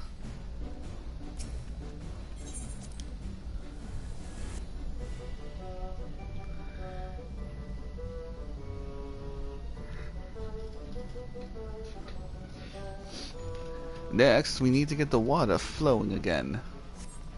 So back here again, on to the next task. It will be my pleasure to show you to clear no cauldron, Ribbit. Please use the portal.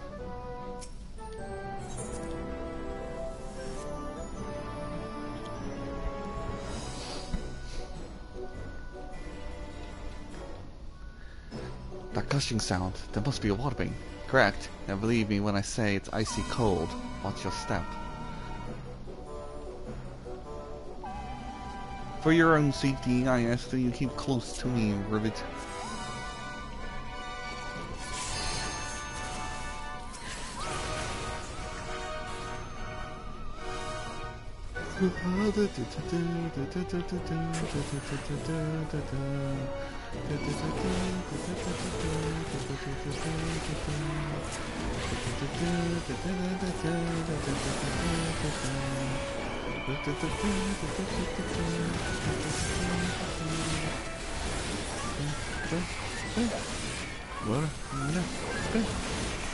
Allow me.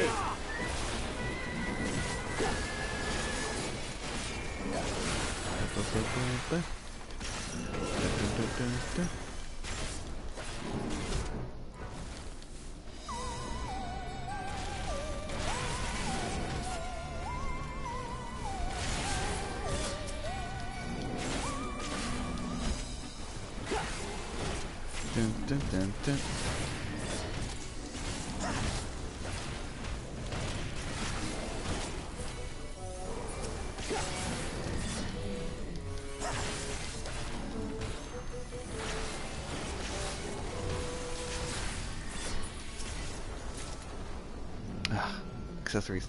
Please wait while I move the lift, Ribbit.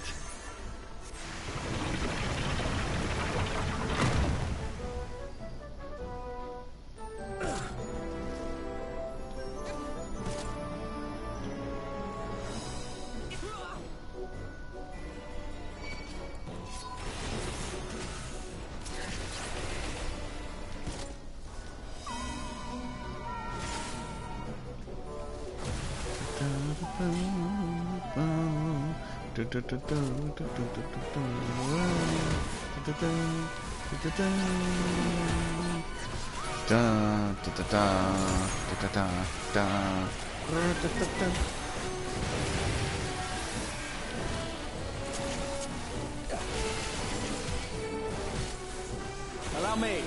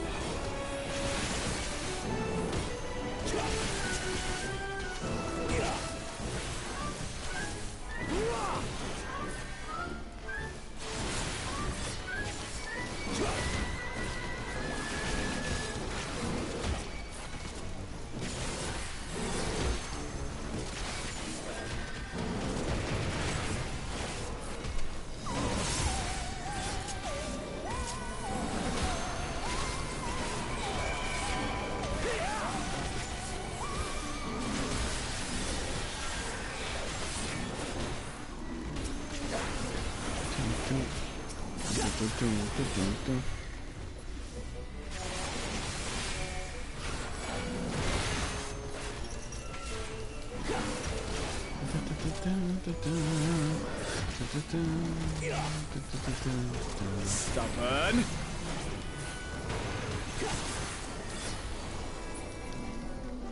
Little spring yonder to put a spring in your step, Ribbit.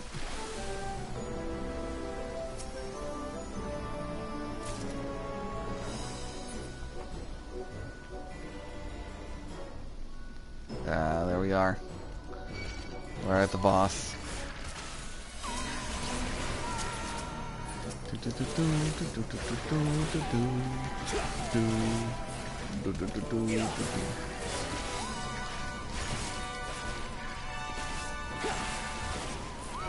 Like how Ursula gets fire, thunder, blizzard of the 7th dawn. What does Graha get? Thunder. Fire. Thunder 4.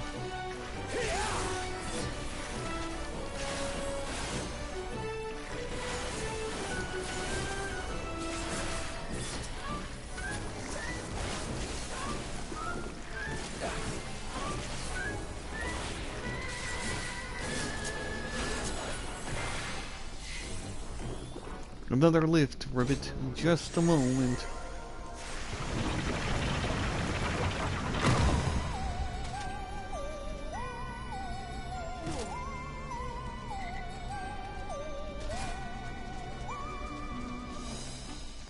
I sense a mischievous presence, Ribbit.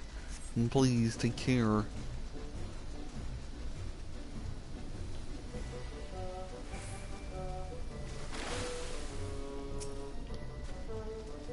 The familiar was made with stormwater and plays rough. Have care. And even your soul advises caution.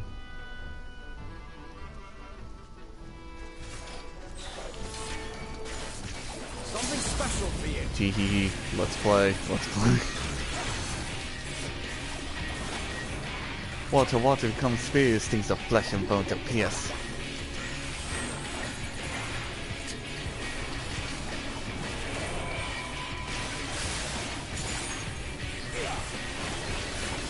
Water, water flows so swift, wash away and set adrift.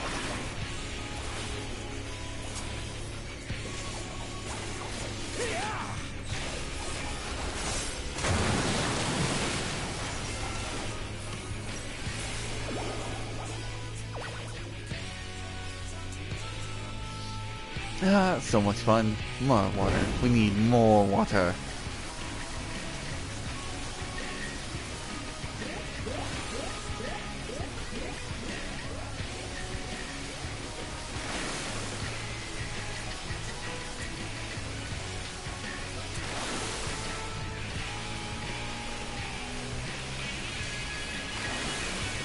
Oh.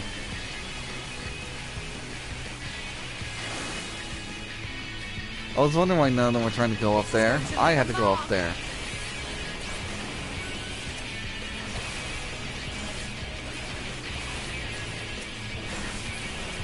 No, all my water's gone, but I can't lose, I won't. Water.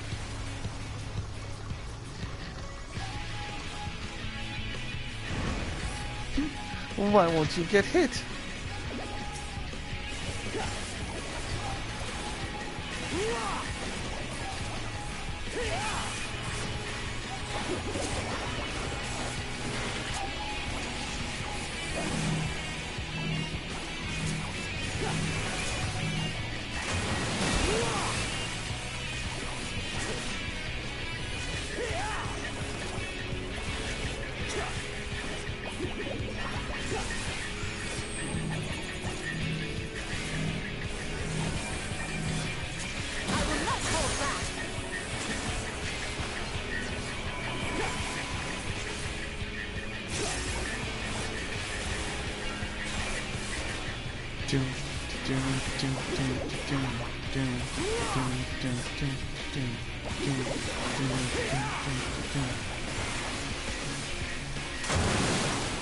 Whoa.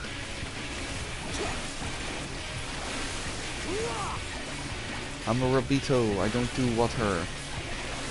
Cannot flick my ears back into water mode. Oh, alright, I give up. You win. Ah, that closure after all these years. Wait, was it you who created that familiar?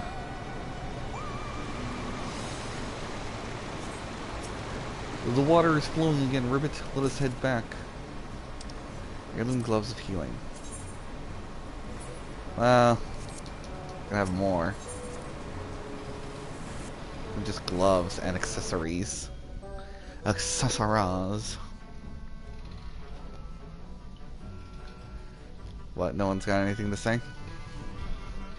Last but not least, we need to fire up the kiln. Step right through, Ribbit, and I will guide you safely to the kiln fire cauldron. Master Matoya will be getting impatient, assuming she hasn't fallen asleep. Oof.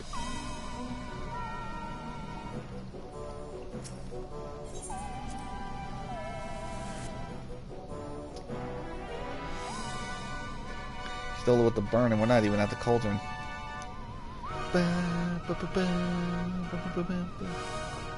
Good heavens, is this magma rainbow colored? It's spectacular. Off we go. Ribbit, please try not to fall behind. The product of dissolved crystals, lest you wonder. Oh, so that's how they make Crayola.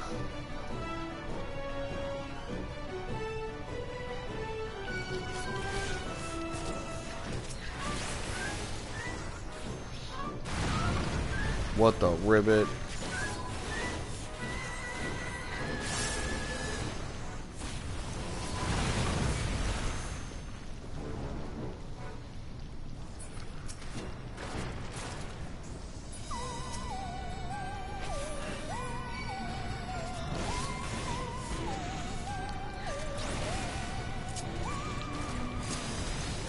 I will not hold back.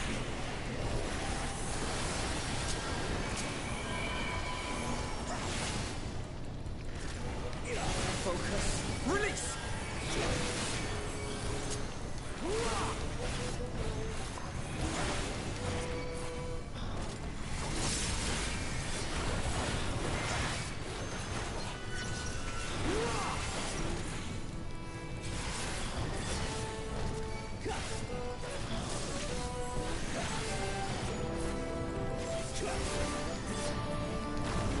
This is going to leave a mark.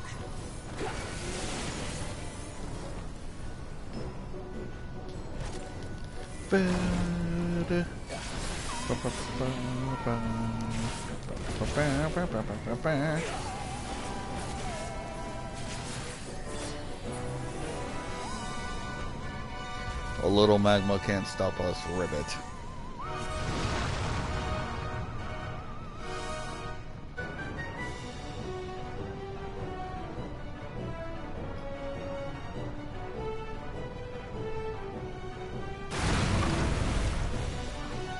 Ooh, ribbit, it's that big brute again.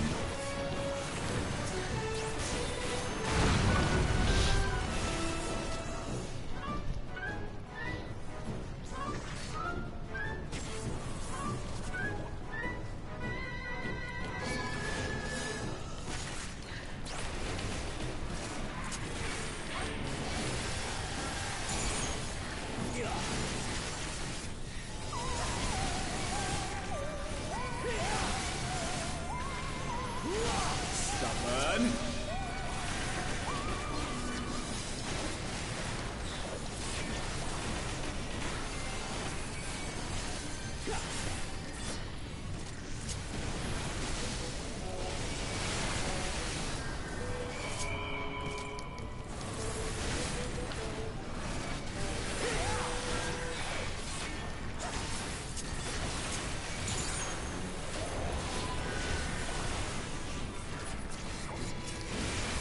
Stubborn.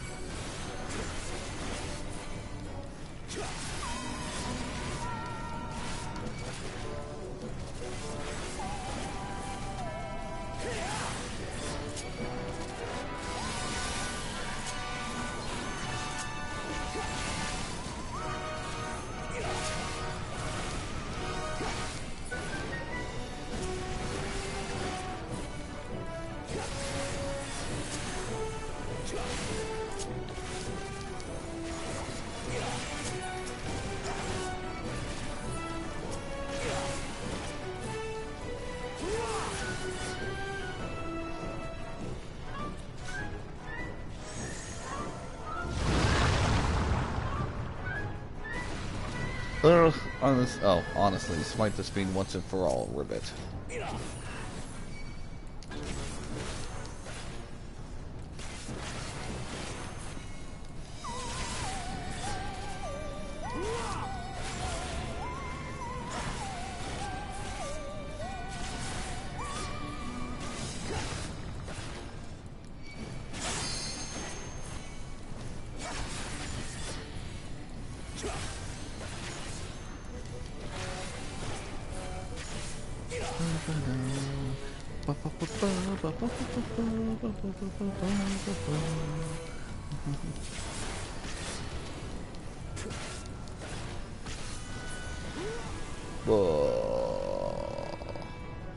What a fiery battle that was, and I don't mean the magma.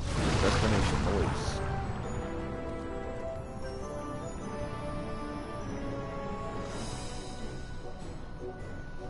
And now the kiln should be lit. Aye, let us return to Master Matoya. Well, that takes care of the kiln ribbit.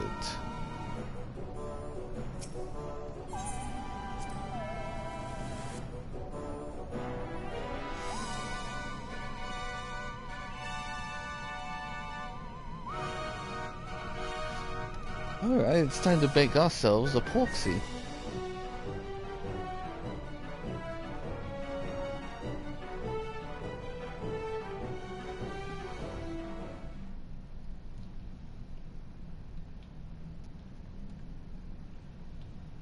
Right then, let's get this over with.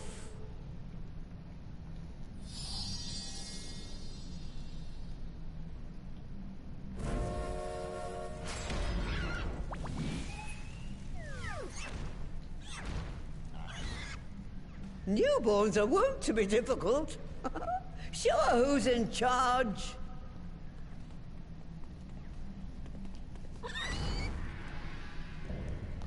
Porcine, porcelain, mother porxie.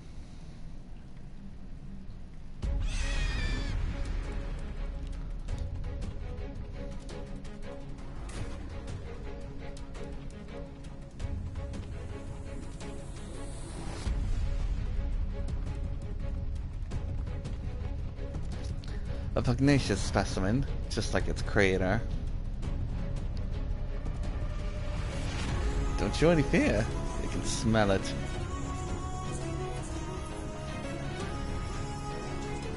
Anyone else? No? Okay.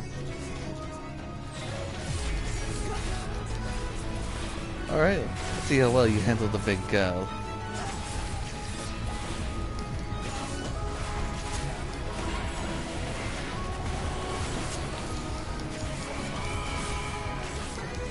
Leave the healing to me.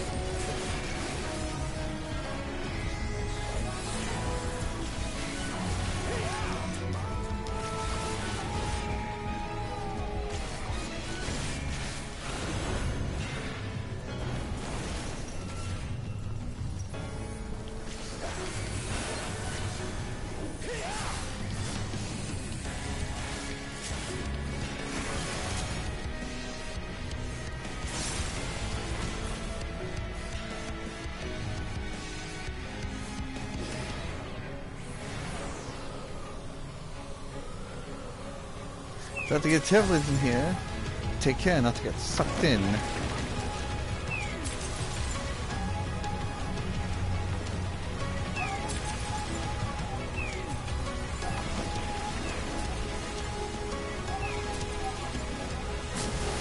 Allow me.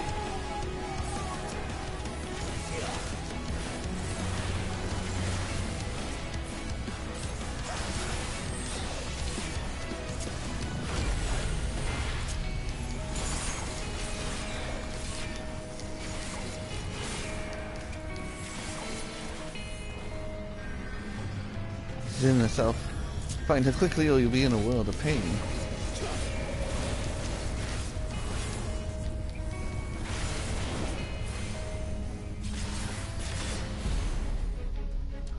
There she is.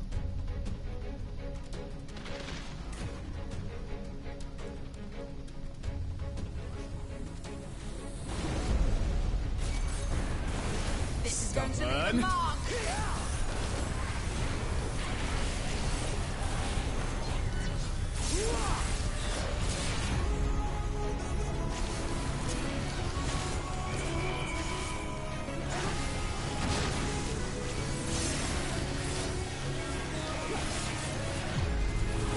Allow me.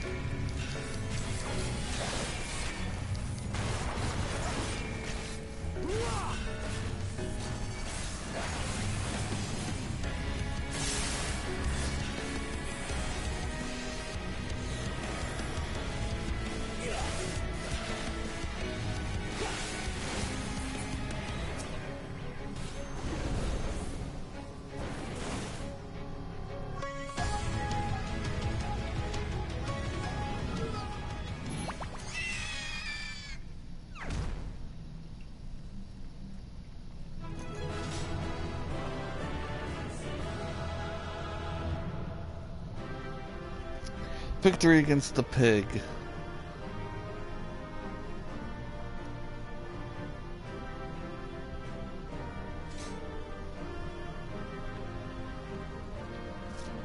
Nothing quite like a kiln fresh familiar. No new familiar creation could be so rough. Quite a fight she put up. She's twitching. Is that normal? Alf, no.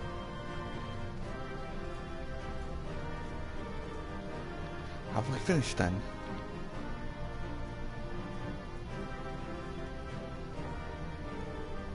Oh yeah, she's twitching.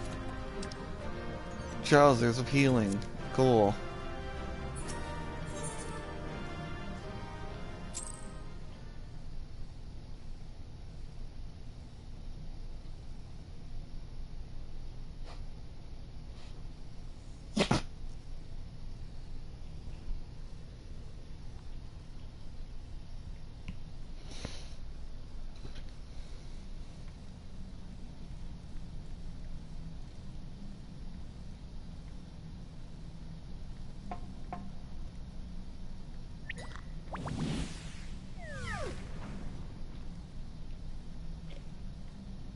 There we are. Quite tame. Then all that remains is for me to imbue her with the magic. My friends, I'm afraid I must trouble you for your aether once more.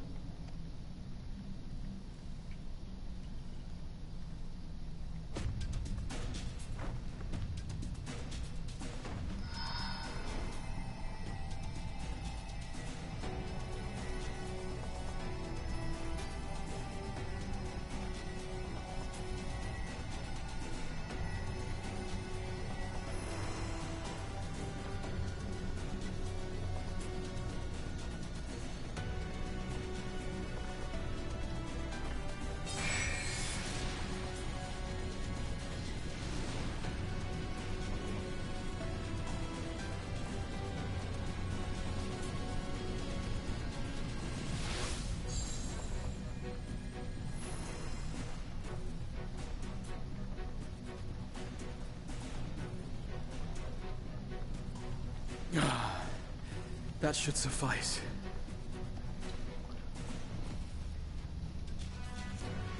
Good. Let's set her to work then, shall we? I want to see some porxies. Assuming, that is, someone can spare the requisite energy.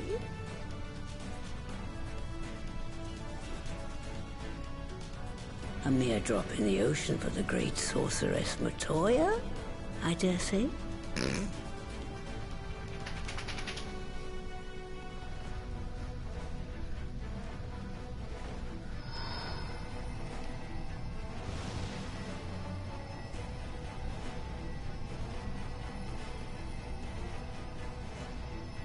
I like how I have like a veritable store of ether and I'm letting everyone else do the work.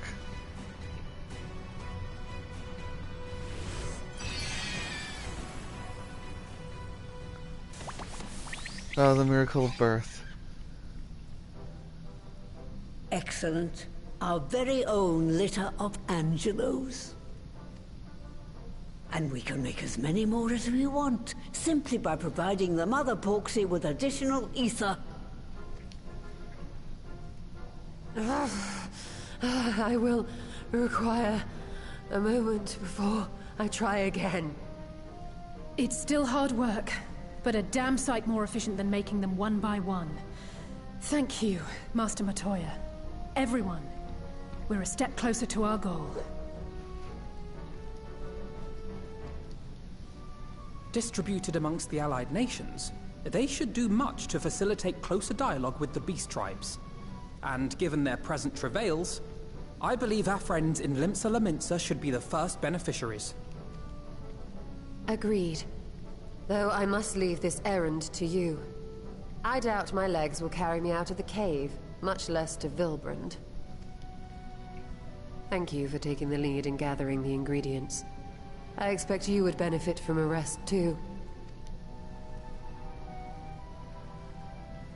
In addition to the porxies, I trust you've gained an inkling of how much effort goes into the creation of familiars.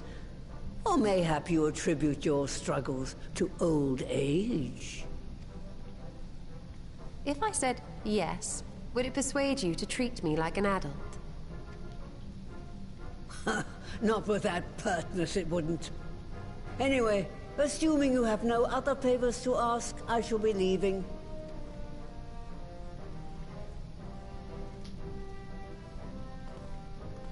One spicy jab at the other.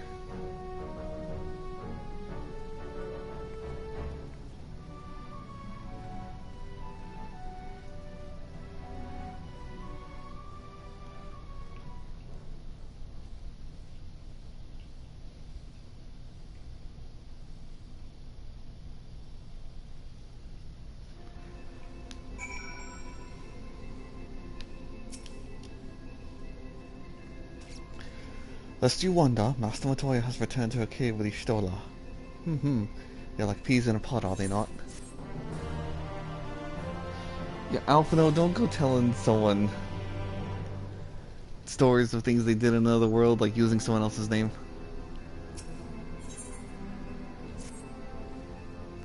Well then, my friends, let us return to Lim Sulaminsa and deliver the good news to the Admiral. A word to the officer in the bulwark hall should sufficient to secure us an audience.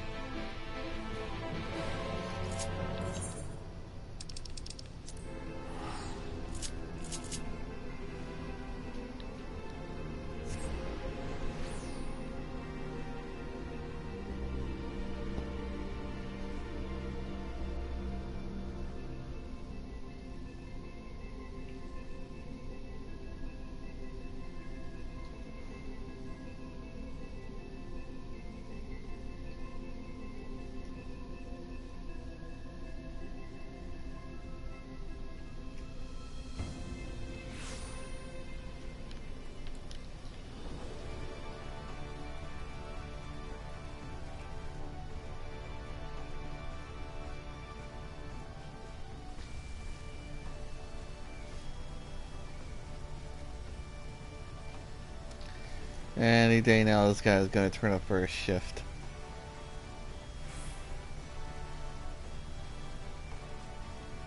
Any day now. There he is. Why, Captain Lucifari is ever a welcome sight. Tidings for the Admiral, you say? She's presently receiving guests, but for the scions, I know she'll make an exception. Follow me.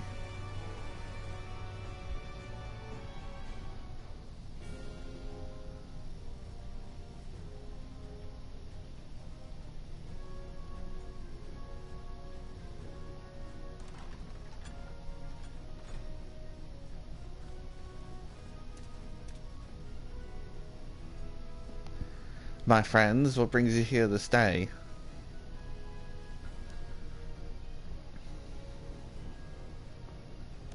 Is it true? By the Navigator, a cure for tempering. As often as I've been in all of you scions, I wouldn't have thought it possible. And yet it is, Admiral. We've done it. Here in Limsa, a production of more familiars have already begun. You have my thanks. Truly, this will do much to advance the cause of peace, yet I fear it will take more than fall to close the rift twixt man and beastman. Bah, even to speak thus divides us. Welcome as it is, a cure will not guarantee reconciliation between our peoples. For though summoning and the tempered may serve to fuel the conflict, they are but symptoms of it. If we are to resolve the primal problem once and for all, we must address the cause. We must strive for mutual understanding and find a way to leave our bloody past behind.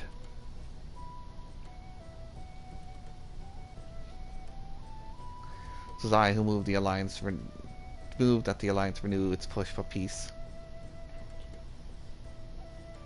Since our ancestors came to these shores some 7 centuries past, we Levinsons have been at odds with those who share our island home. Save for a brief moment of cooperation with the kobolds, our history has been one of nigh constant territorial squabbling.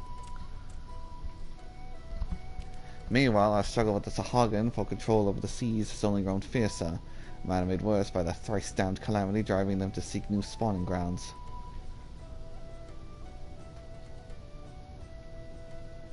With survival at stake, each had no choice but to fight, and so I dismissed peace as impossible. Impossible is a word coined by the weak, I proclaimed to all who'd listen, and then gave up. You and yours put me to shame.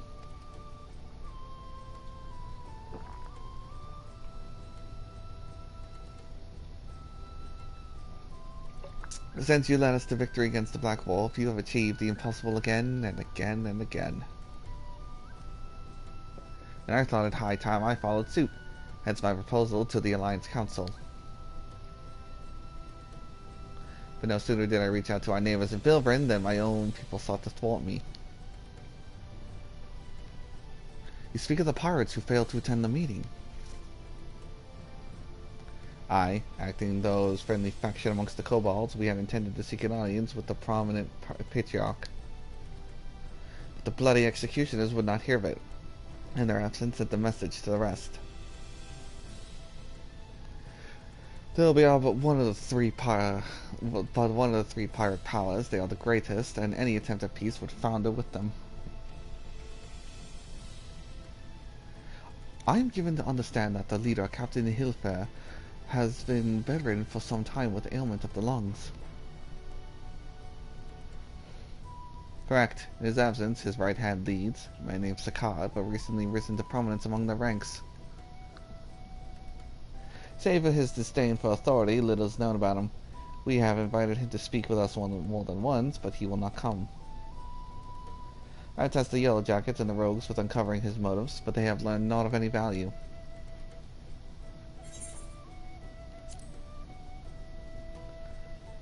Well, leave it to us, Admiral. We'll see to it. We have a nose for the truth. Whatever the Sickard wants, we'll find it. We'll find out. Truly, I would be much obliged. I shall look forward to hearing what you learn. Good luck.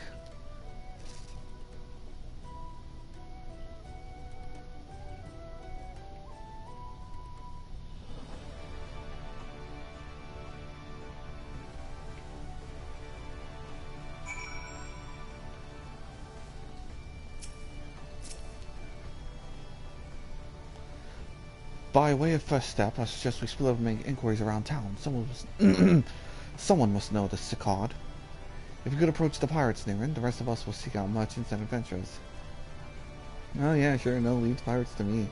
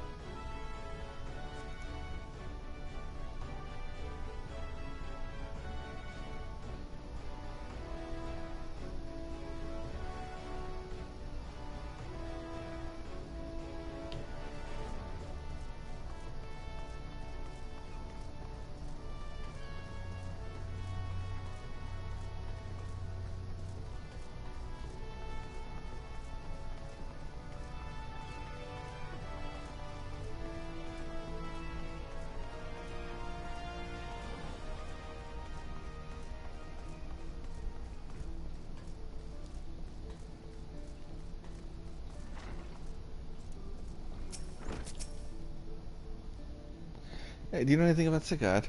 You want to know about Sickard? He's a wily bugger's what he is. Found some clever way to make coin, they say, and traded it for Monskate's place over Hilfer's side. There was a time when we raised excuses for our pick of the Empire's fleet, but with the Garleans gone, days with them. Owing to which, we all had to look for a way to make ends meet, with jump to Bildred's land in the juiciest whatever it may be. Not that we sirens are struggling, mind. We do well enough guarding fishing boats from the fish packs and other beasties. Get the first pick of produce for our trouble, see? Quality stuff at bargain price. This way we pass our sisters as can't sail on account of getting old, wounded, or with child. And they cook it and sell it at a pretty profit, simple. Oh, I miss the old days, don't get me wrong. But when I see the girls with their little ones, I think to myself, a life of peace and quiet ain't all that bad. Alright, time to talk to the Krakens.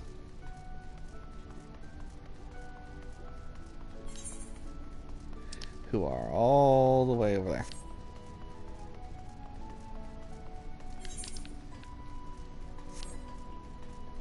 Thinking of teleporting, but running just might serve it better.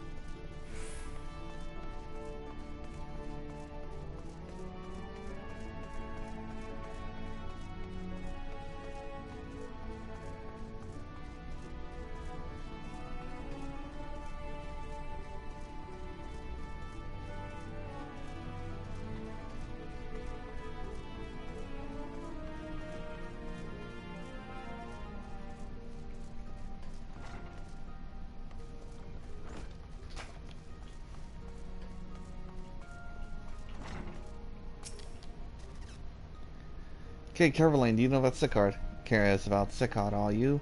As am I, my friend, as am I. Sadly, I know nothing of the man, save that the bloody executioners experienced a marked improvement in their fortunes after his promotion. Quite how he achieved this matter is some debate. As you know, the theocracy permits us to attack only Garlean vessels, yet these have all but vanished from the sea since the Empire turned upon itself. In order to adapt, we Kirkans have taken to trading with the East, but the executioners are less forward-looking. I cannot imagine they would willingly abandon the old ways. So then, are they lining their coffers? So how then? I can't read. Are they lining the coffers? Whatever the secret, they are not like to share with their rivals. But mayhap you have more luck.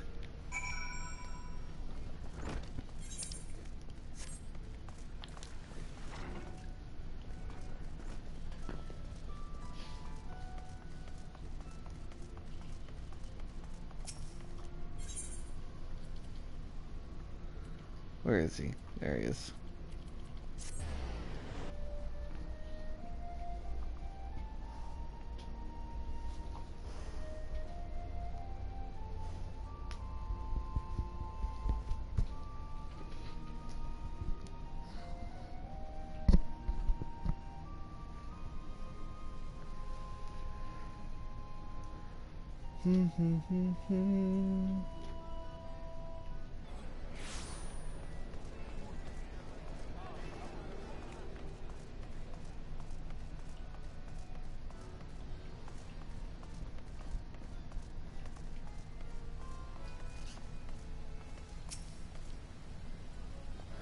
I see everyone has returned. Where is Alize? Now who would like to go first? Oh, there she is. She didn't spawn in.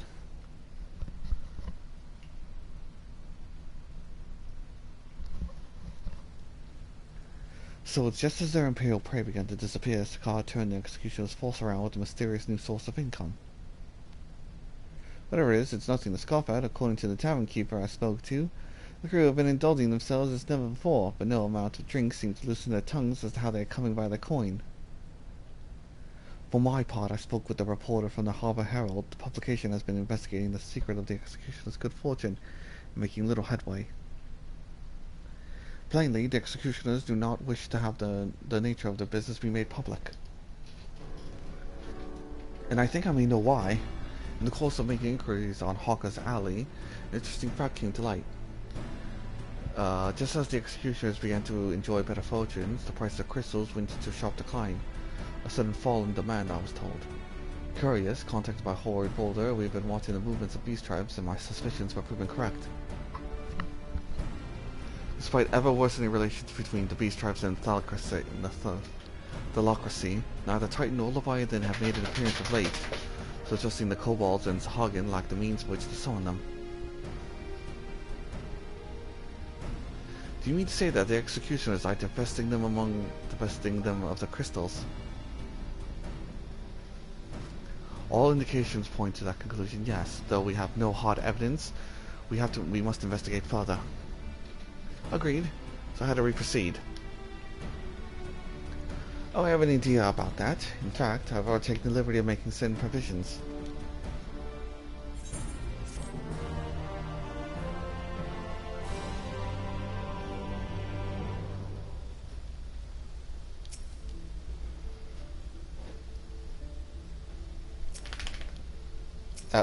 Let me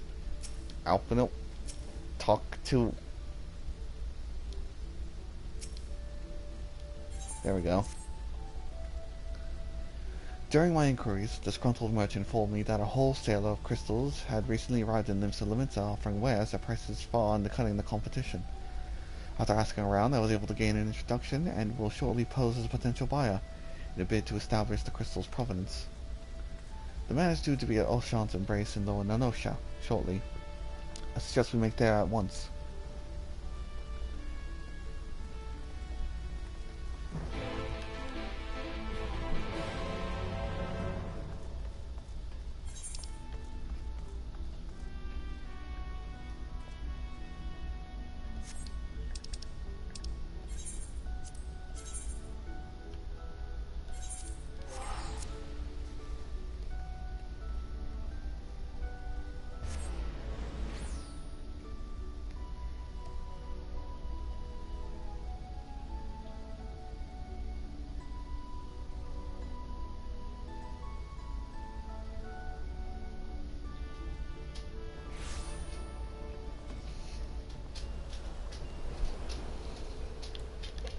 Whoops.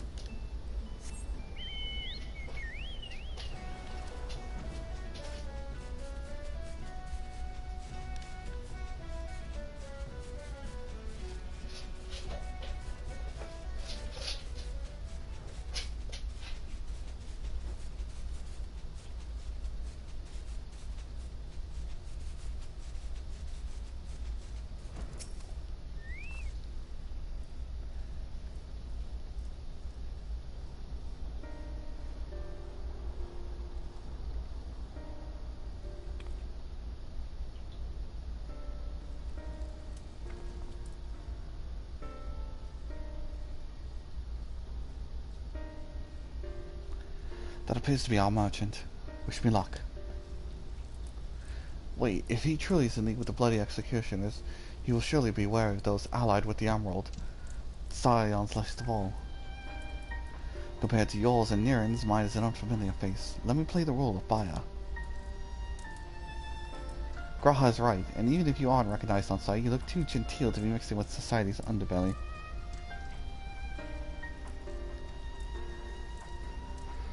Genteel? But very well, I leave it to you, Graha.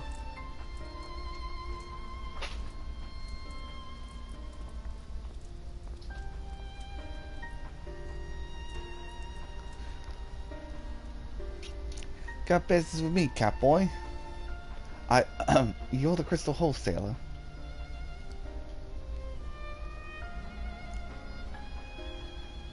That I am, but you're no merchant, so what do you want the crystals for?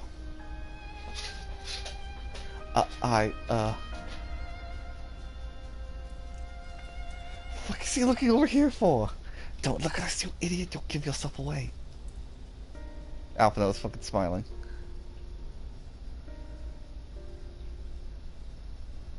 Oh, I see. You're a weaponsmith, am I right? And you need crystals to make staffs like that fine specimen you got there. That's right, I'm indeed a weaponsmith, and I use none else but the finest materials. I bid you show me some of your wares. Well, we don't just invite anybody into our storehouses. It takes time to establish trust, you understand? Look, I have a large and urgent commission. If the quality is satisfactory, I will not quibble over the price. Alright, explain that no ordinary crystal is adorning your staff, so I'll make an exception. Come with me.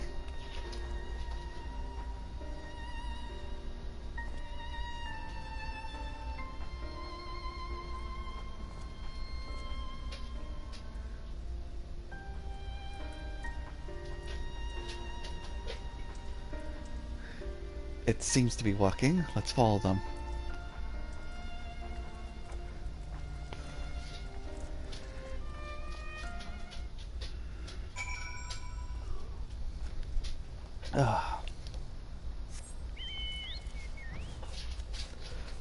How do you do, fellow merchant?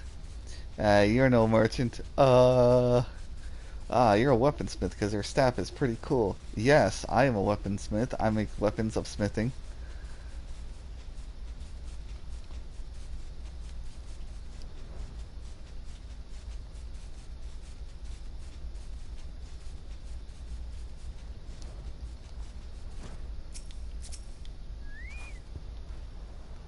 They went into that tunnel quietly now.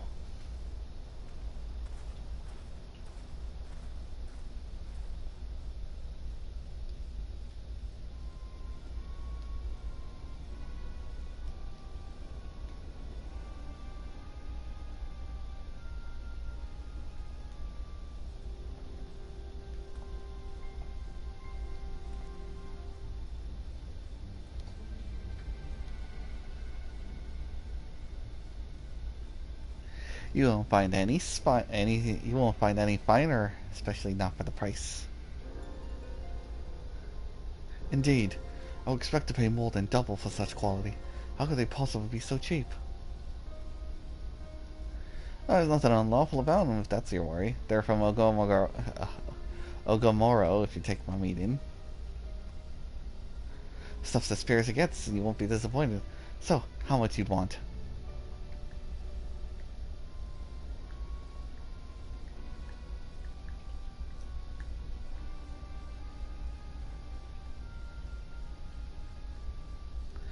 Ogomoro. Take it from the kobolds just as we suspected. Uh-oh, I know those purple pants anywhere. That's enough. Shut your gobs and turn around slowly. He's got a gun. I have to practice my saccade.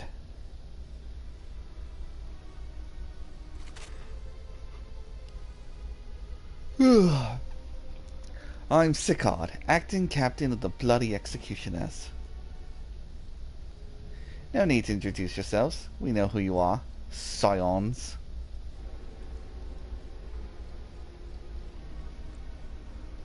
And we also know you've been chatting to the Emerald. Got eyes and ears everywhere, see? Comes with being the only true pirate crew left in Nimsa. So, we've established you ain't here to buy crystals. Question is, what are you here for? You're bold to reveal to yourself without knowing our objective, but that would explain your swift rise to power. You have spoken plain, and so I shall return the favor. We came to learn why the bloody executioners oppose the Admiral's will. And we have our answer. Should Limsa make peace with the kobolds, you would lose your source of your newfound wealth.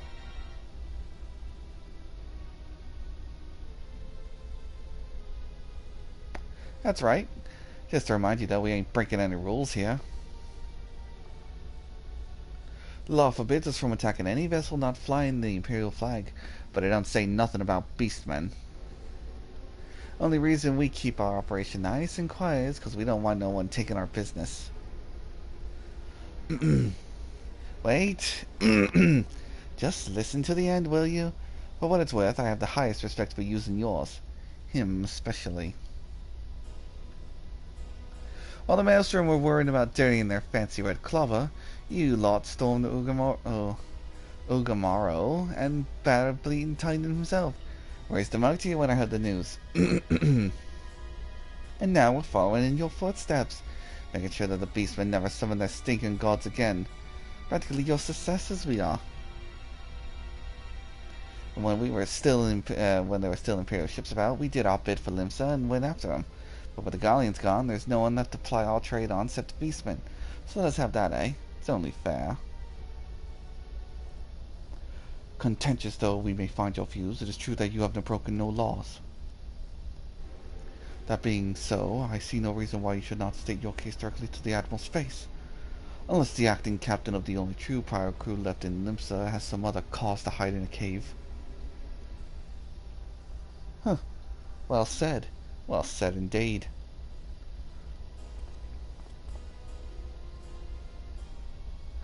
Alright, I'll meet with the Admiral. I'll even provide the venue. The Astalicia. I trust she won't turn down the invitation.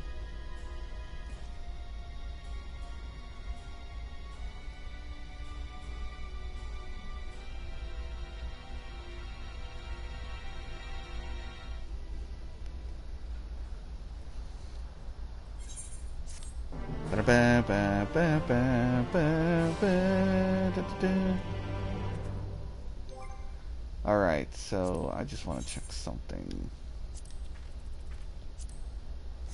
Oh, well, what's this quest called? On Rough Seas.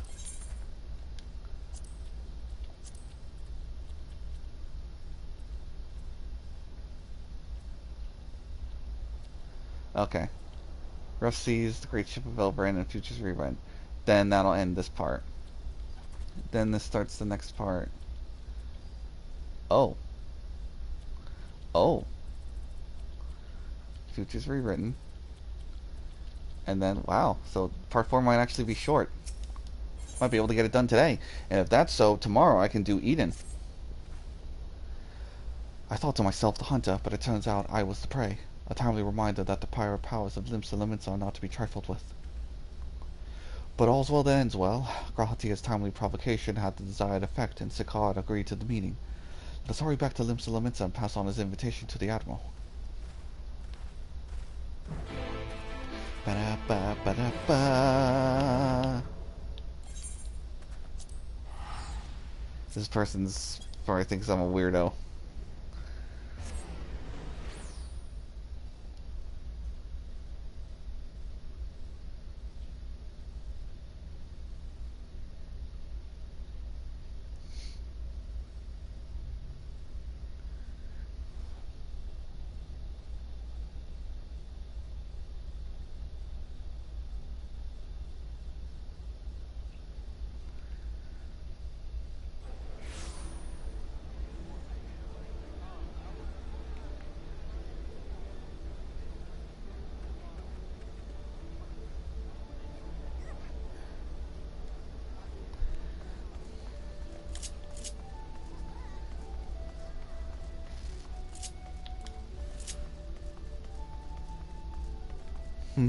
Yoshi P. No blitzball. Then how do you explain this?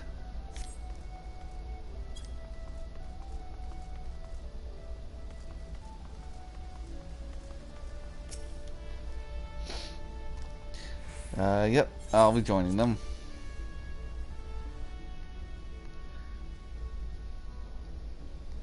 Da da da da da da. Welcome back, my friends. What news? So we found out the reason why the Bloody Executioner is making money, and you have a challenge. So they've been stealing crystals from the kobolds. Thanks for solving the mystery and securing a meeting besides. Suffice to say, I accept Sicard's invitation. Have you join me as my guest? The future of Limsa hangs upon the outcome of this meeting, and I would have the scions present to bear witness.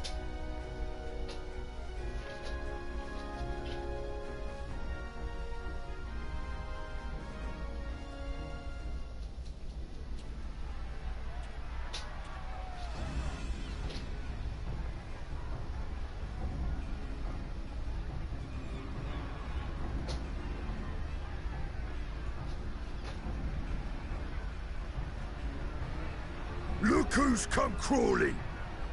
Traitor! You can shove your piece!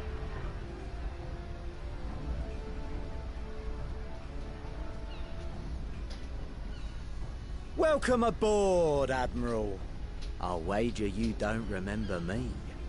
Sicard, acting captain of the Bloody Executioners, at your service. Hey, hi Xenos. How you doing? 'Twas kind of you to invite us. Now, if Captain Hillfear has a message for me, I bid you speak it.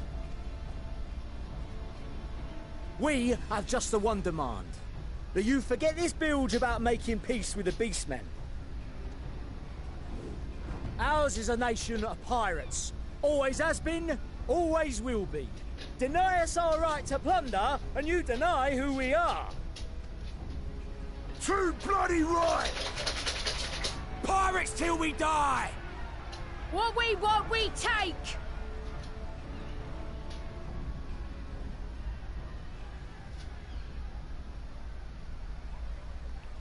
Piracy has no place in our future. What'd she say? Pirates have no place. Our nation has prospered through piracy, 'tis true. Yet it is but one part of our long and storied history. Centuries ago, our ancestors led a failed rebellion and were driven from their homes with little more than the shirts on their backs. In fear of their lives, they sailed south until they came to these shores. Finding the land occupied by kobolds, however, they were forced to turn to piracy in order to survive. And survive they did. But not so long ago, when the Empire threatened to crush everything we'd built, we set aside piracy and joined hands with our neighbors. This too was in order to survive. And survive we did. Time after time we fought the Empire, and time after time we won. And through trade with our newfound allies, we prospered more than we ever did through pillaging and plundering. The Empire teeters on the brink of collapse. Ere long, provinces like Wurlit and Bosnia and many others will regain their freedom. When they do, our matchless fleet will lead the world in a new golden age of commerce. The tides favor us, and the ocean beckons with her vast bounty. But if we cling to the old ways, this great ship we call Limsa will trade the boundless seas for a lagoon. Shall we scorn the world's wealth for a plundered pittance then? Or shall we embrace change and thrive, like our ancestors before us? The choice is yours. But if we are to prosper in the coming age, the whole of Vilbrand must become our ship, and a kobold and Sahagin our crewmates.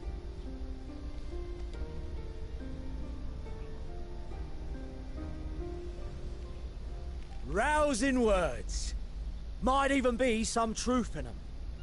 But pirating's all we've ever known. And we ain't about to give it up just 'cause you say so.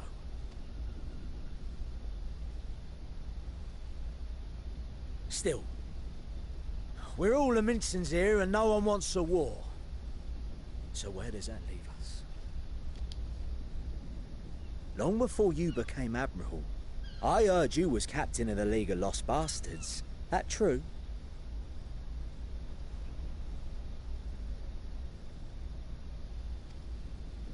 If so, you'd know how we pirates settle our differences.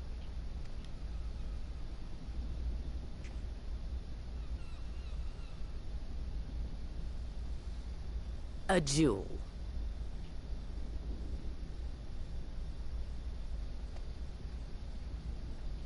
Very well. As Admiral of Limsa Laminsa, I accept your challenge. Showdown.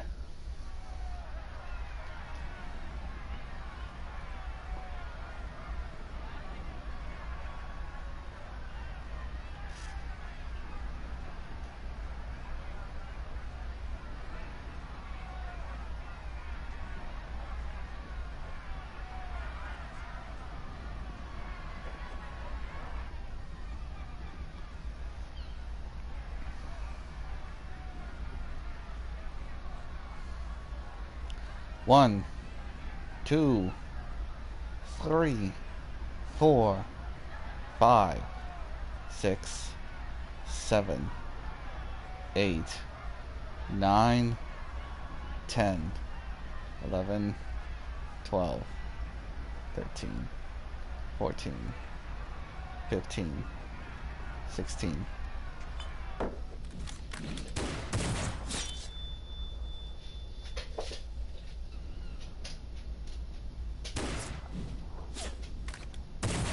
Fuck you.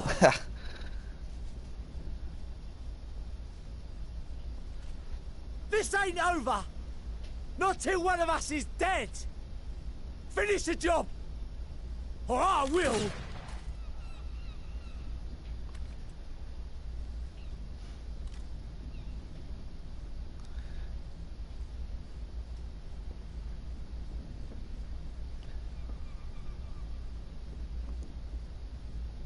It's the captain! Captain Ilfir! Ye fool! 'Twas over afore it began. Captain! Seems the whelps have been yapping while their master was abed.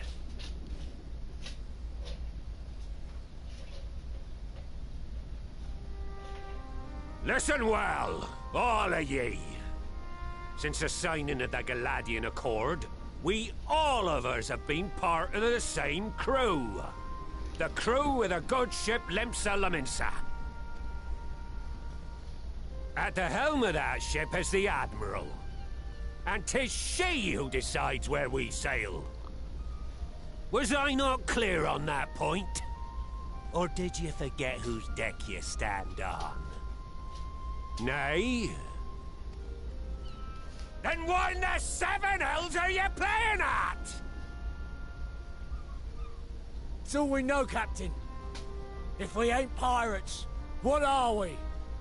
Oh, you can fucking sail, can't you? Bloody idiots is what ye are. Idiots with your own lives ahead of ye. Ye can do anything ye want. Be anything ye want. We're pirates, aye. And we pirates love our loot. But that ain't our first love. Our first love is the sea. The sea! And what she brings us. Freedom! So hold fast to that. Let the brine-crusted husk that stands before you now be the last of them as knew naught save out of steel. And make of yourselves a new breed of pirate!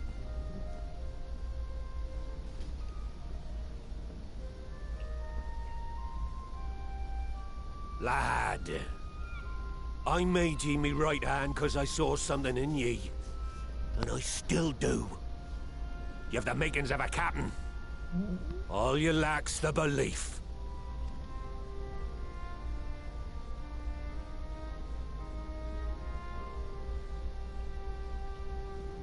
Well now, it seems we're of one mind after all.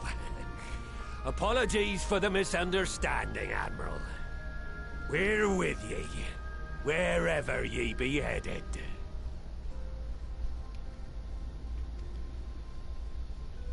You have my thanks, Hilfir.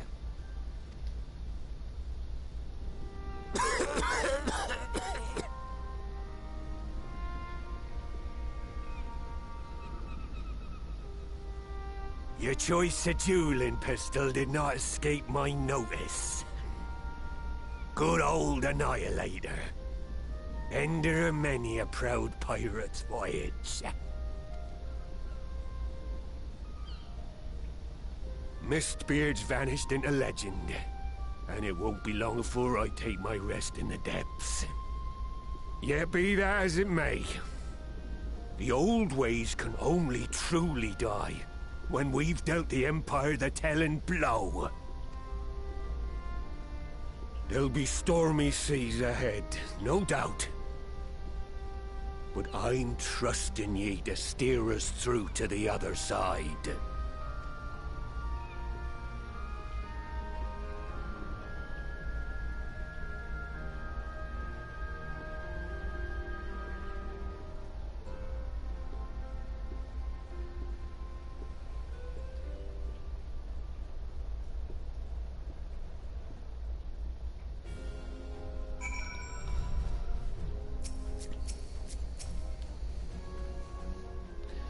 Though I had anticipated a duel, I did not foresee Hilfir would intervene.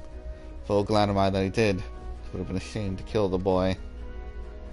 Instead, the whelp has learned a valuable lesson, and we made peace amongst ourselves. All that remains is likewise to do likewise with our neighbors.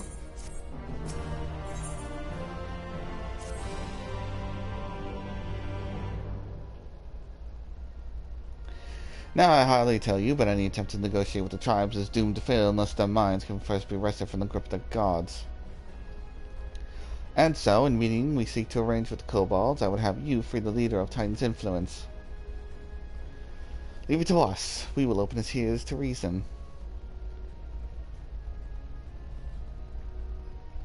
You have my thanks. Ere we proceed, there's something you should know. Some 50 years passed when the Allagan swarmed our halls in ever greater numbers. Limsa entered into a covenant with the kobolds. To men shall go the bounty of the sea, to kobolds shall go the bounty of the land. An obstinately incredible agreement, conspicuously lacking in detail. Aye, inadvertently or not, the wording was ambiguous, and we took advantage of it, being to claim the northern reaches of La Noscia, which the kobold believed theirs.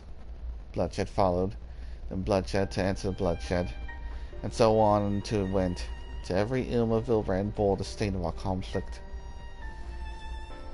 This is not, hair in my mouth. It's not history, you understand. It is the present, fresh and raw. With the kindred's blood yet on our hands, we will struggle to regain the kobold's trust, even should we cure their tempered. Admiral, you speak of the obstacles we are like to encounter at the meeting, but as things stand, I see no reason why the kobolds would agree to a meeting in the first place. And so we must provide a reason. I will restore the stolen crystals to them and presently deliver the cargo along with my apologies. Bait. They will welcome us into their midst, not to speak of peace, but to have you at their mercy. Aye, and given the wealth of crystals we bring, I'll wager they will attempt to summon Titan there and then. Meaning a high priest would need to be present, to whom we could administer the cure. Precisely.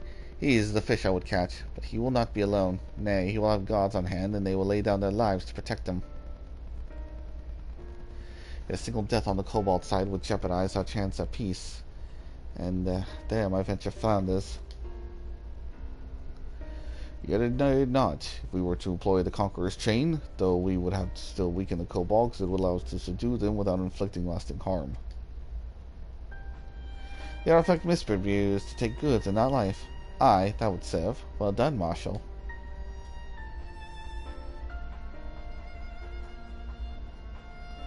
So, friends, what do you think of our strategy? The effects of the tempering are cumulative, and we may safely assume that the High Priest's exposure to Primal's influence is extensive.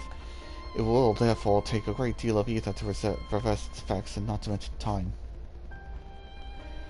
Time during which Alice and I will be defenseless. Even should we look to her protection, I am not convinced we can keep an entire army of kobolds at bay. Well, I'm happy to take the risk. It's not as if we have any choice. Besides, it's what Tesleen would do, and had I not followed her example, we would not even have a cure for tempering, much less a chance to bring peace to Vilbrand. So, I'm going to cure that priest, or die trying. I believe in you, Alize. I believe in you too. You and everyone. I know you'll keep me safe. It's settled then. See to your preparations and make for Camp Overlook. We will join you there anon. Ba-da-ba-ba-da-ba.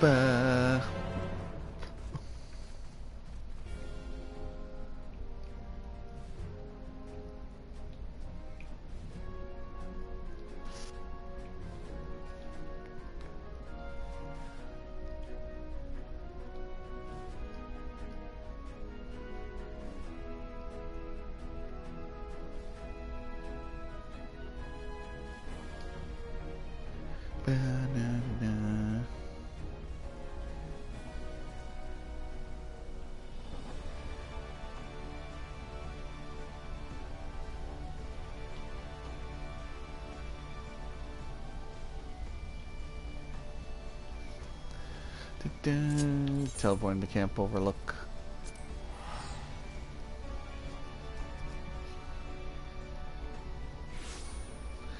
Oh, if anyone was wondering why I was checking the journal to see how much progress I had on a patch note. Patches come with certain names like Futures Rewritten and Death Unto Dawn. So it lets me know how long a patch is.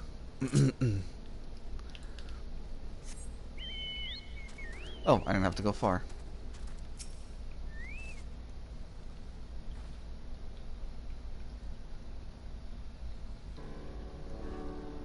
Alphino wasn't lying when he said I'd be defenseless, so I'm counting on you to give me all the time I need.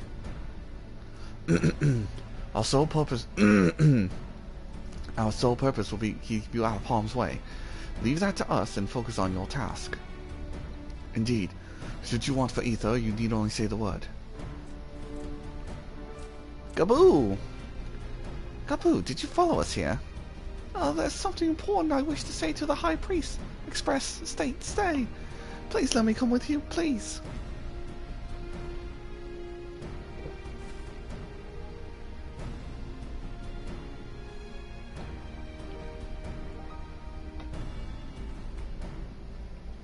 I'm sorry, but it's too dangerous. I need you to promise me that you'll stay here where it's safe, alright?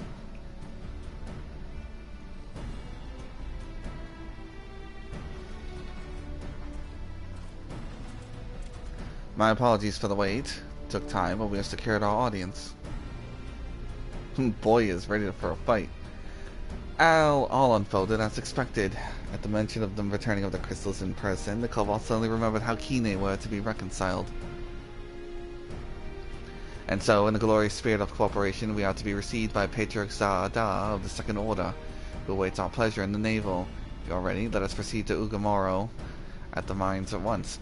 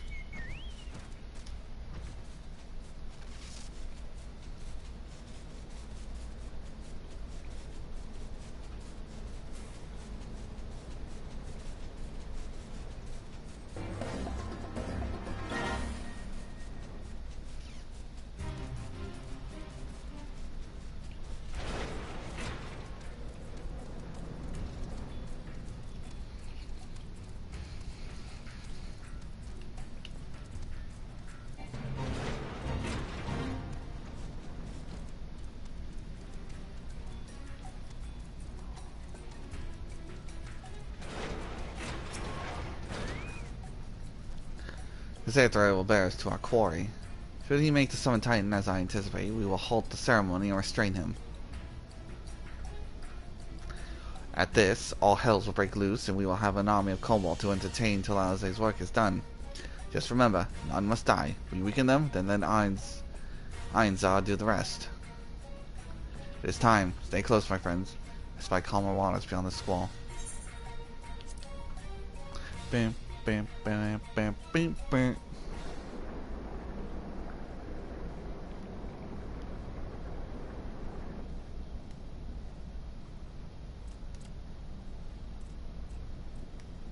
My lord, the crystals, they are here.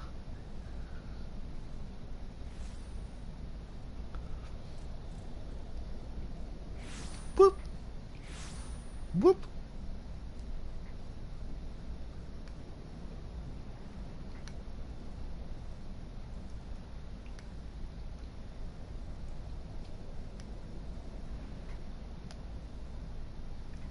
Greetings, Patriarch.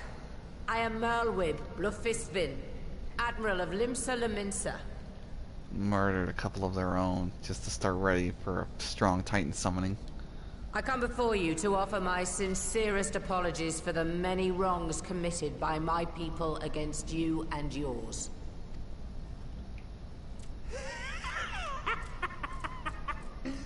You were foolish to come here. Stupid, unwise, foolish. The Great Father shall have your souls for your folly. Aye, just as we thought.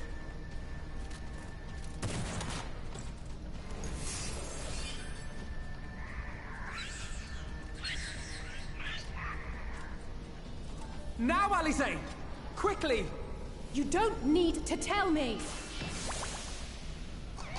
Let none pass.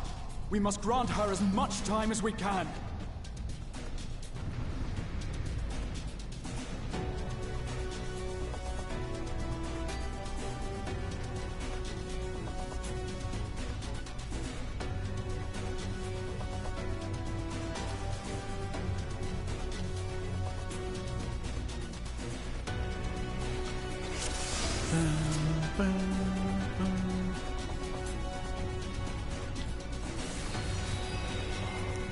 I'm beginning the incantation.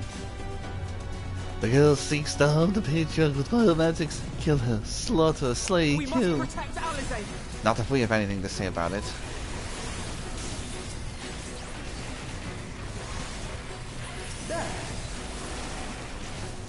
Near and draw the golems to me. I will deal with them all at once.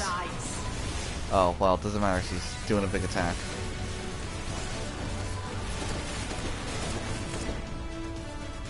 When am I gonna get Musketeer?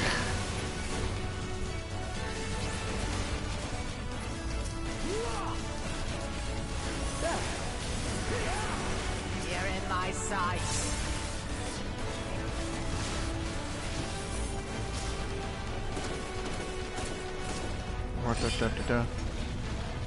Time for the chain. Yes, it's ready. Go, Angelo.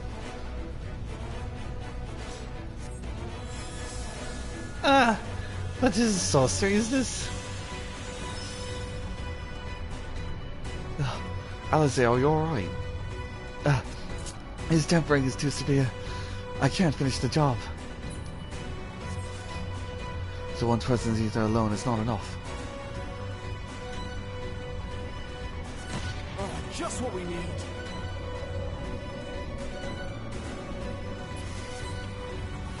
You're not alone.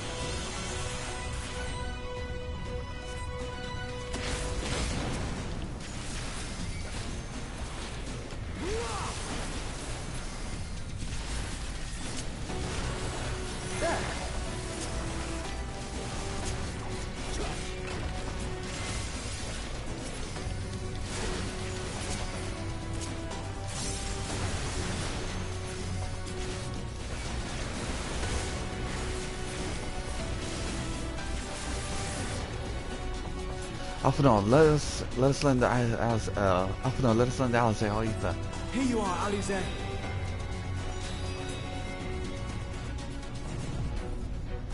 Thanks, you two. I'll give it another try. Bombs. Can't let them get near Alize.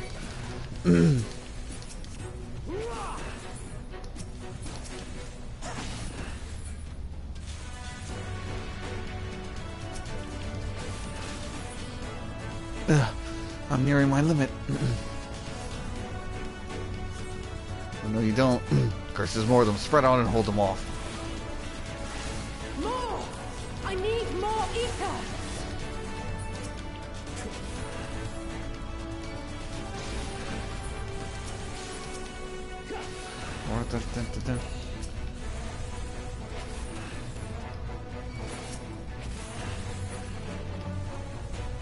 Just a little more!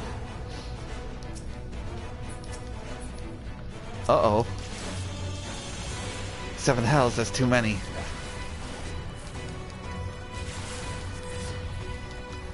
Leave this to me. Stand clear, all of you. Oh, he's taking them all.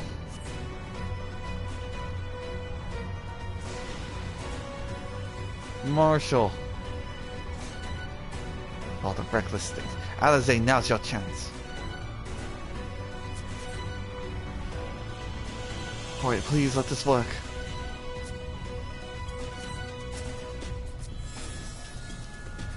My head, the pain, the pain.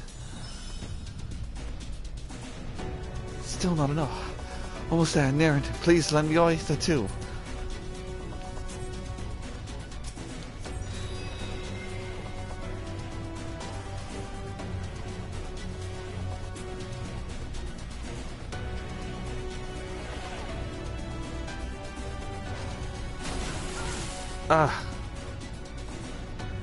You're dead now, girl. Finished, done for, dead. The hells you are. No, Admiral, it's too... Oh, that's Alphinaud. No, Admiral, it's too dangerous. I made my decision before I came here. No matter what it costs me, Limsa will have peace. Ugh. Slay the last one. Exterminate, destroy, slay.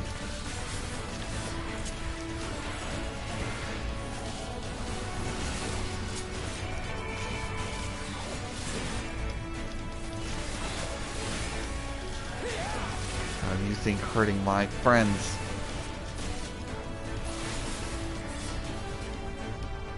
Near a little more ether. Just a little more and I can finish this. Ah, thank you. It will work this time, I promise.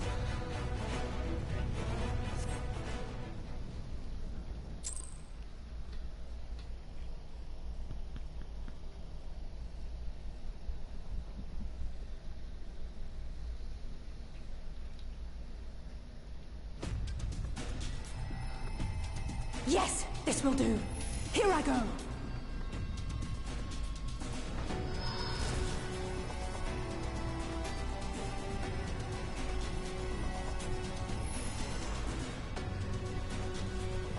Go, Angela.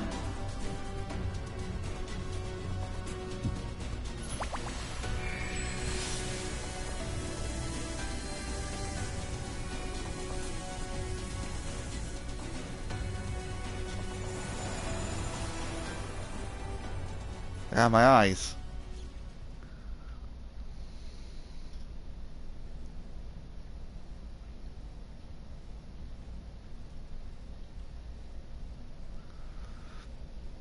Did it work?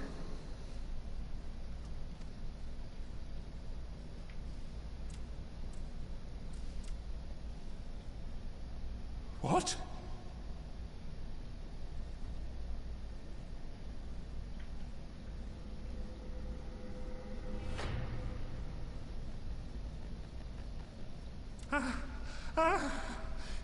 What is the meaning of this? I'm sorry, but they died by your hand. You sacrificed them to summon Titan.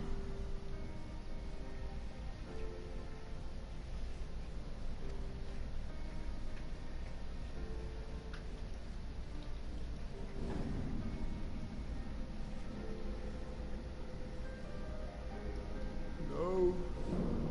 No, no, no, no! Why? Why would I do such a thing?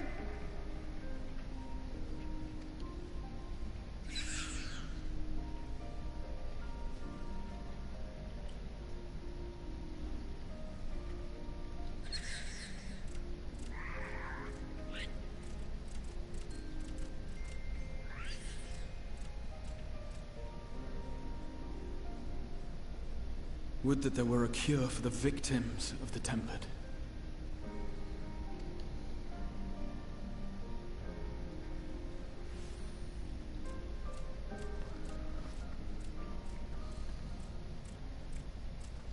Gabu! What are you doing here?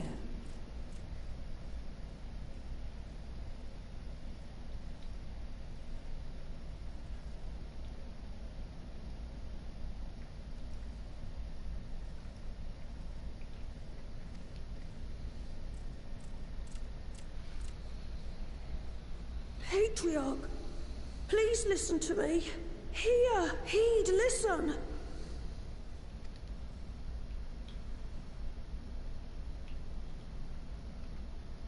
The Great Father we have been summoning is false. He only hurts us and those we love. For a long time, his voice filled my mind. It told me to do terrible things. Awful, unspeakable, terrible things. Evade your taxes. No, I don't even know what taxes are. But I didn't give in to it. And you mustn't either. There's been too much pain already. So please, end the suffering.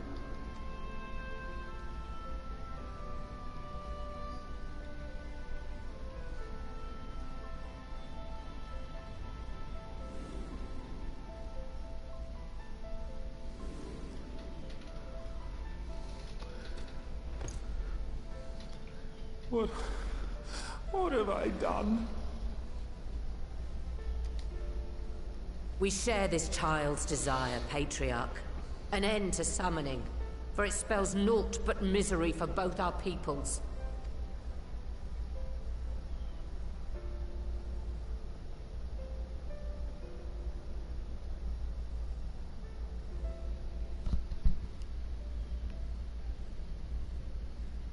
For many long years, man and kobold have feuded over territory, pillaging and perishing for the earth beneath our feet. It may be said that we fought to survive, but what we have sown in blood, we have reaped in suffering, and it cannot go on. I would see us set aside the past and work together for peace.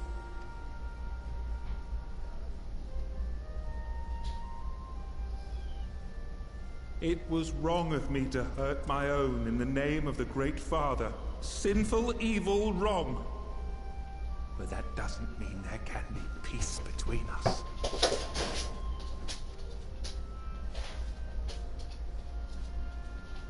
Men cannot be trusted.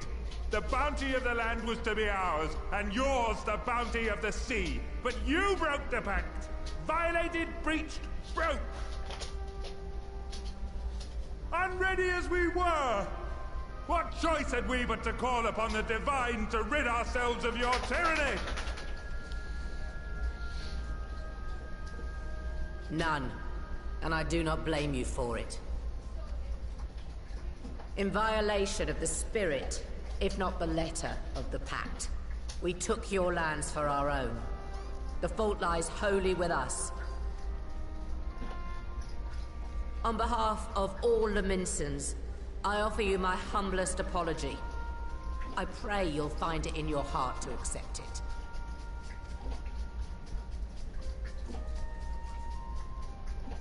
Yet I know an apology alone will not serve to make things right. So, we will revise the pact to leave no room for doubt.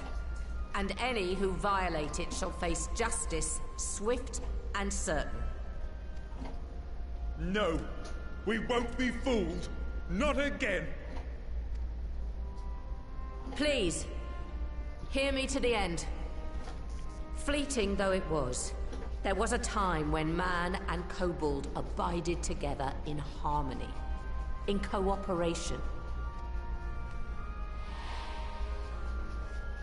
In those days, your people shared the secrets of smelting. Knowledge which allowed Limsa Laminsa to thrive. Much of what we have, we owe to the kobolds.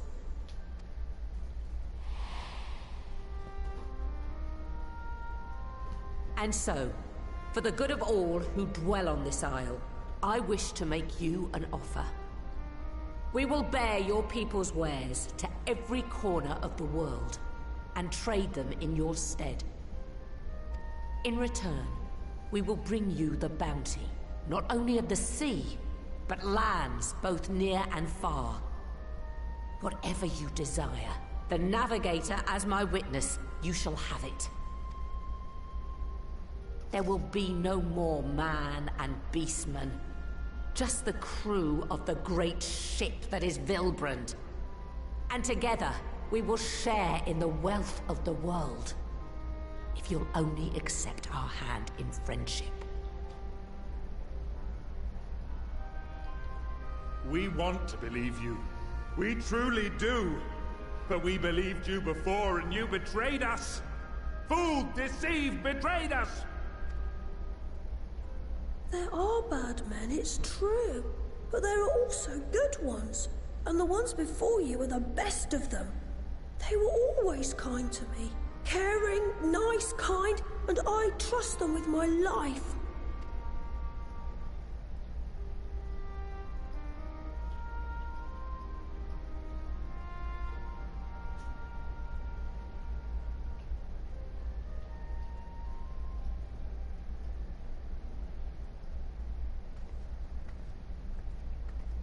Before I became Admiral, I was a pirate.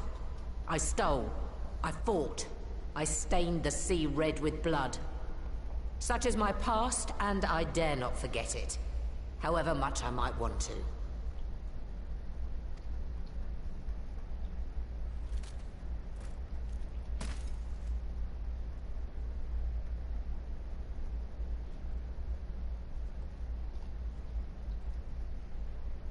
That is death penalty. The pistol I used to pass judgment on my own sire when he fell thrall to Leviathan and betrayed his comrades. It's loaded, If you were to point it at my head and pull the trigger, I would most assuredly die.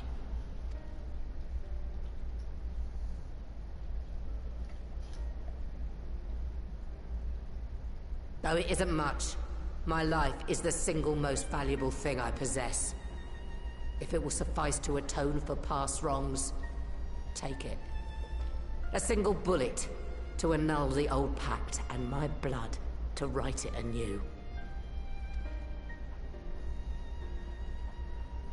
What comes after, I entrust to this man, my second in command. I know that he will do his utmost for the happiness of all who call Vilbrand home.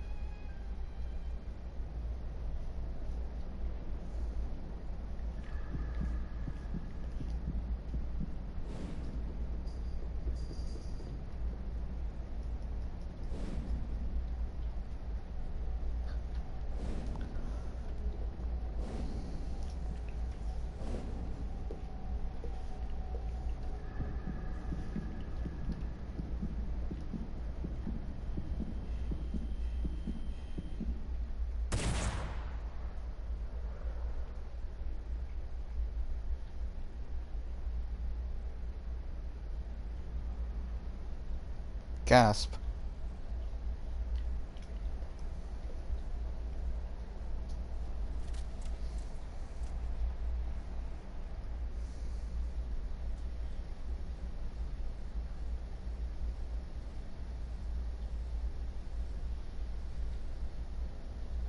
I do not trust you. Not yet. But Gabu does. And I will trust him.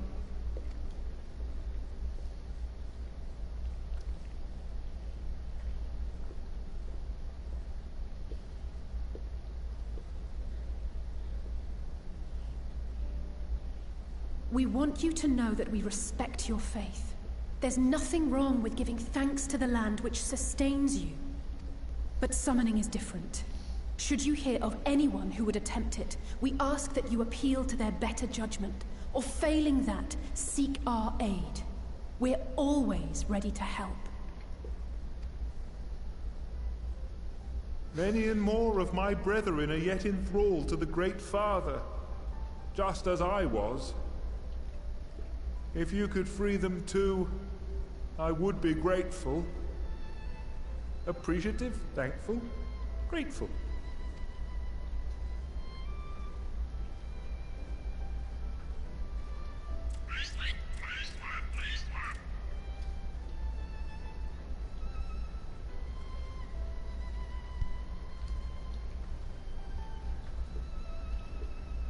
Tis we who should be grateful, Patriarch. I thank you for affording us this chance.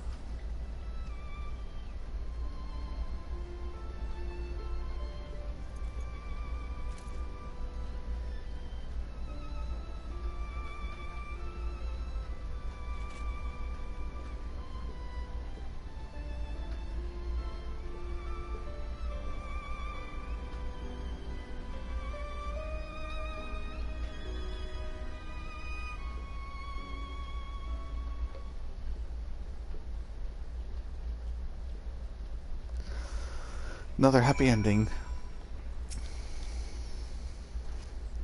Seeing we have found our way forward with the kobolds, next we will help the Second Order free their tempered brethren from thraldom. Theirs is far from the only order, of course, and it will take no small amount of time and effort to reach the rest. But reach them we will, however long it takes. I would say that I was in your debt, but that has long been true. So instead I will say thank you for helping us plot a new course for not only Limsa, but for all of Eorzea.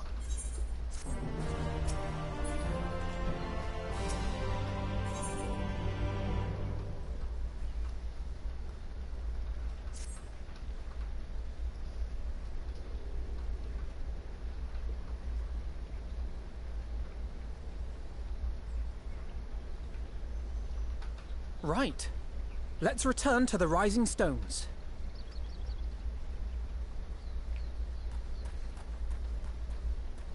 Admiral, something strange is afoot at the floating city. Breathe, man. What is it? I think it's best you see for yourself. Please, come with me.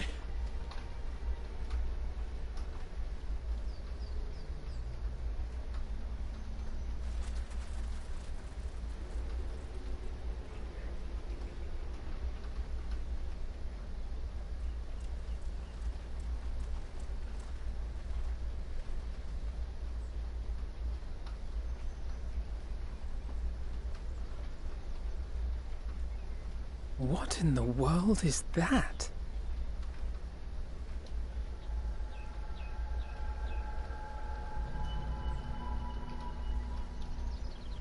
A tower? You can see it too, then? I feared I was losing my wits. One moment I was patrolling as usual, and the next it was just there.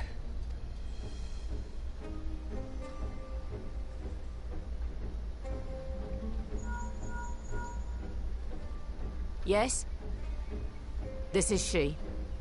I am. I'm looking at it. What? Understood. Send the Elder Seedseer my regards.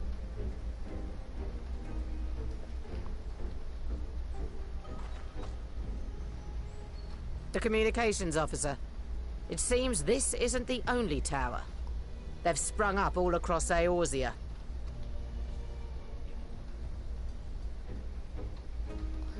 That's not good. Nothing more is known. Only that they appear to be of Garlean construction.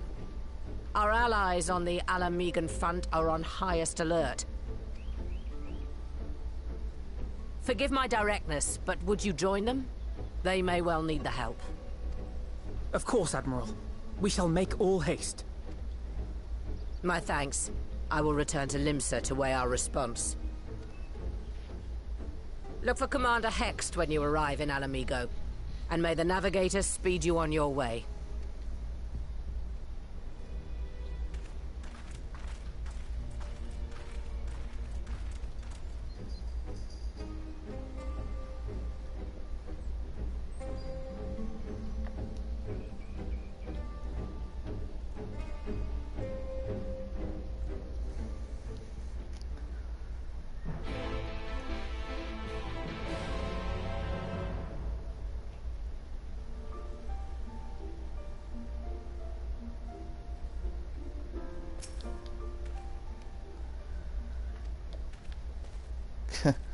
Oh man, the fog.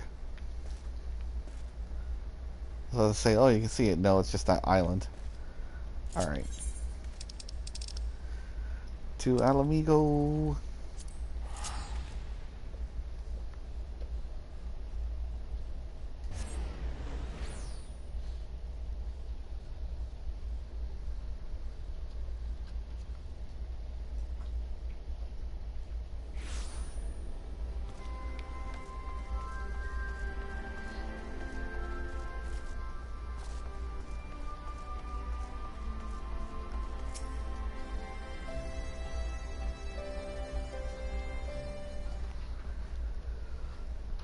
And now it's nighttime. Thank you for coming so soon. I'll send for Commander Aldin at once, and we can decide what to do about these infernal towers. Roca Preserve!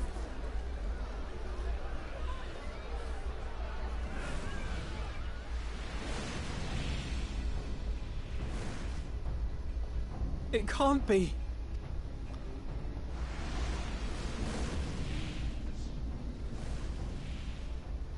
The palace! After them!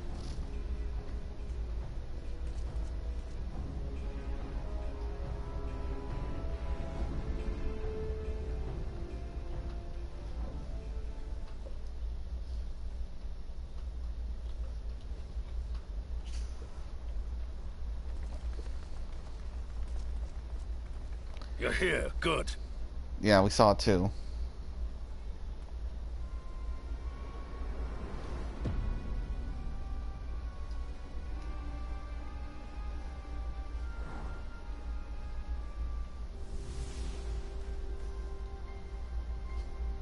Well, well, well! To be received by such an illustrious cast! Why, even the hero of the piece is here! I feel quite starstruck. Is that... Asahi? His body, more like. You don't fool us. Oh! You saw straight through it! Anyone would think you dealt with Ascians before. Permit me to introduce myself. I am Fandaniel, and may I say what a pleasure it is to finally make your acquaintance.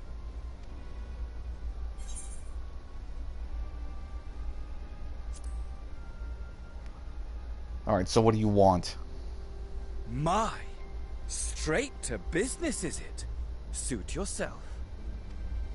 It is my intention to recreate the final days.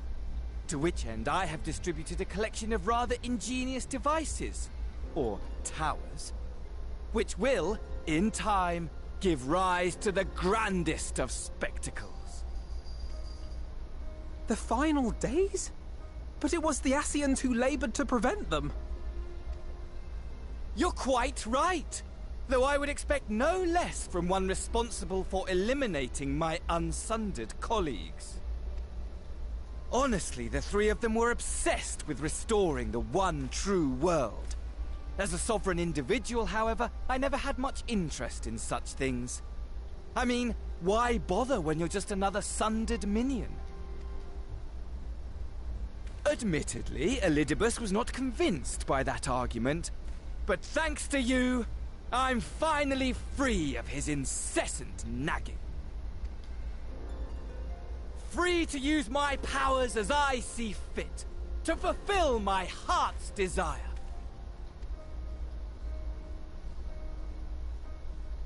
And my heart's desire is to lay this half-broken world to waste, leaving nary a fleck of dust behind! What? Why would you want such a thing? Because I want wretched creatures who ask such meaningless questions to die! You! And you! And you! I want you all to die! And I want to die too! Oh, yes! I want to die and take everyone with me in a paroxysm of pain and suffering! I'm different, you see, from the ancients who clung to dear life, and from you. So don't bother trying to reason with me. You will find I have no reason, or creed, or any such tripe. I just want to destroy the world. But please do resist with all your might.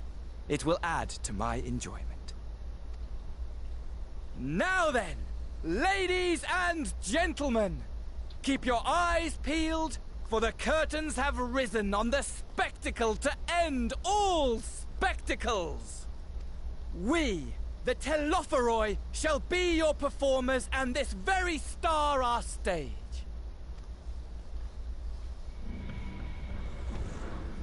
No, you don't.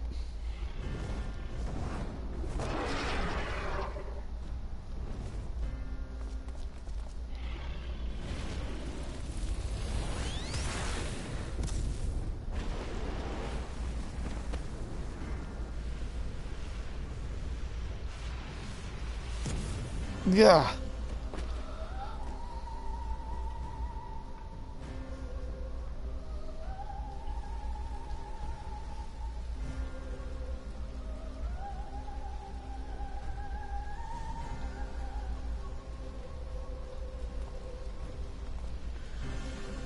Ah, but I nearly forgot. I have a message for you. My esteemed patron, Lord Xenos, eagerly awaits you at the heart of the chaos. While I wish only to destroy the world, he exists solely to relive a certain, transcendent moment with you. And it is for that reason he would reduce all to ash. Pray see to it his dreams do not go unfulfilled. For if you should disappoint him, my trusty companion here, whom I've dubbed Lunar Bahamut, will burn your cities and everyone in them.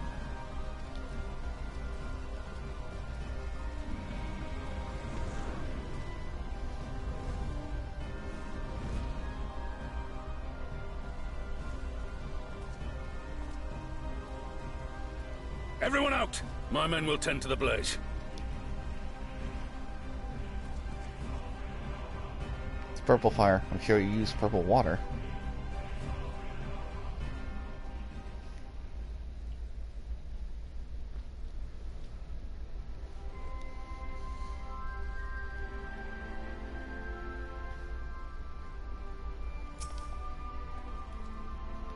Thank goodness everyone's safe. Managed to put out the fire though, not quickly enough to save the garden. Rabon, can I leave it to you to send word to the Alliance? I'm going to take a unit and investigate the tower. We need to find out what it's for. We'll go with you. No, you won't. You'll rest. From what Merweb tells me, you'll do some time off duty. If we learn anything about the tower, we'll be sure to share it with you. Till then, I want you to rest. Very well. But if you need our help, don't hesitate. And take care, both of you.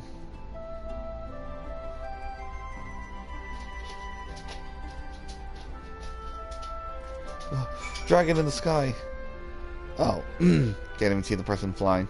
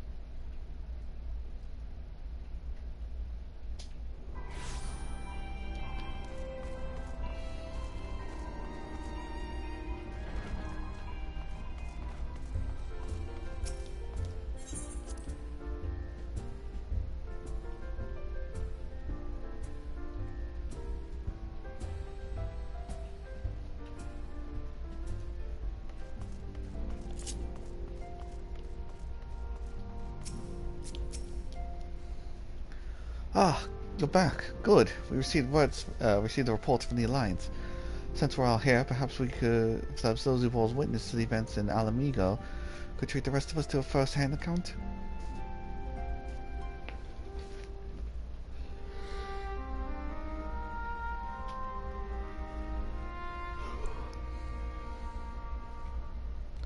No sooner do we overcome one problem than another appears.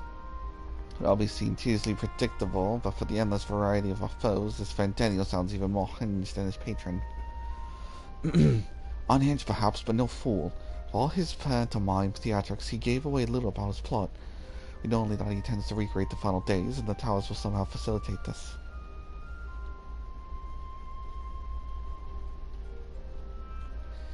He also called his dragon Lunar Bahamut. Let's not forget that little detail. And this creature certainly did resemble the Elder Primal. That may be, but the fact that it answered to Fandaniel suggests they are not one and the same entity. It's more probable that it is some manner of simulacrum born of Ascian magics. Whatever it is, for now we can work closely with the Alliance and remain vigilant. I believe that concludes our news. What of yours, Y'shtola? I've been to see the Sultana. Knowing how quick the immortal flames are to dispose of the tempered, I judge it best to provide them with the cure first. As soon as I sufficiently recovered, I traveled to Ul'dah and delivered the porxies to her graves, along with detailed instructions on their use.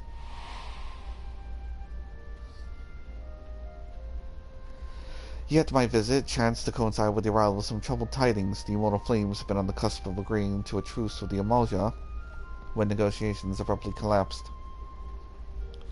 The Amalja claimed that a number of their kind had been abducted, and that men are responsible. Not as known of the perpetrators as of yet, but as the Wolf of Flames went about investigating the abductions, they came upon one of Fandaniel's towers. On the subject of the towers, you may be interested to learn that they are not exclusively a Eorzean phenomenon. According to the Alliance, they have been sighted as far as Yangsha. Then it would seem reasonable to assume that they are everywhere and simply have not we have simply not found them.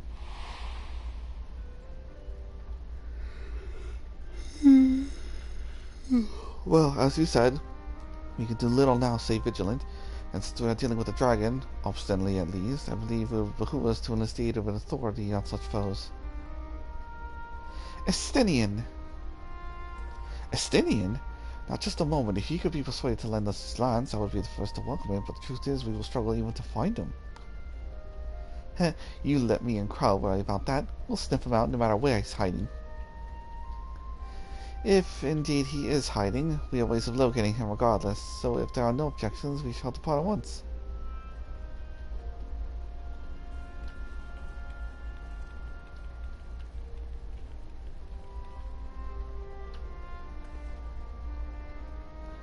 Well, rather than sitting around, I think I might go to each of the city-states and educate them in the use of porxies.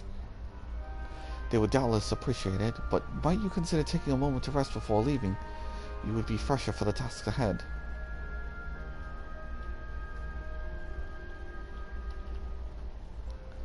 Well, my friend, our moment of triumph did not last long.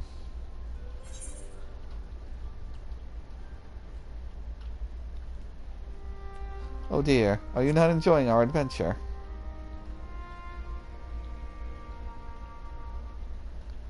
Come now, I didn't say that. While it may not be the most carefree experience, there is nothing in this world I would rather do than write a new future with you. A long future, mind. Whatever the Telophora might hope, we will stop them, won't we? Together.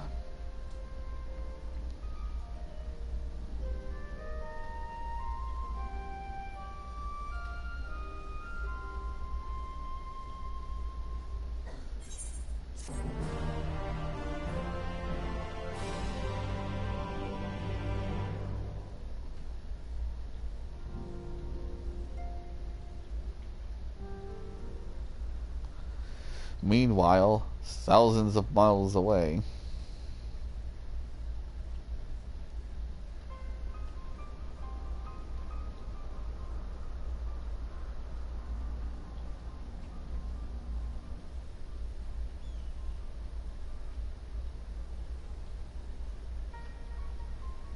The scouts should have been back by now. I'm gonna go and find them.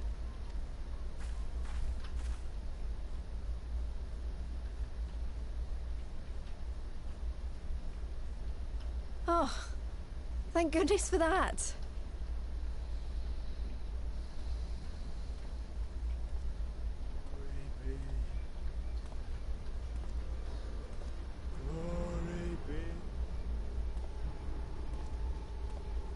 Glory be.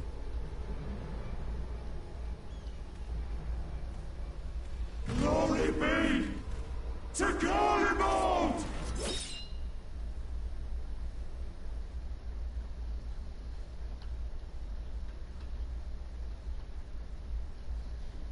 Meanwhile, thousands of miles away.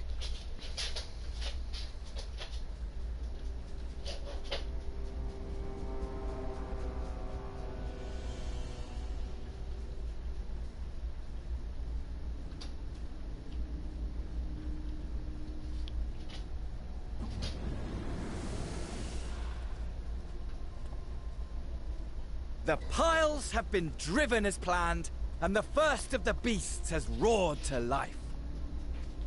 Moreover, I am pleased to report that preparations are well underway for the rest.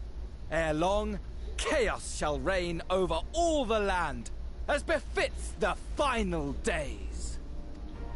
Call it what you will, so long as my friend returns to me, fangs bared and claws sharpened. I care not. Of course, my lord. By strange coincidence, your dear friend chanced to be present when I made my declaration. I took the liberty of informing him that you await his coming, though I confess, I may have singed him a little in the process. And why do you tell me this? Are you in such a hurry to die? Ah, my apologies. I must guard my tongue lest it be the end of me. I love his movements. Though, there is something to be said for such a glorious death. Better to fall to one who has it all than falter before an inferior. Huh. I shall keep it in mind as a contingency. For now, however, I shall proceed with the plan. My lord.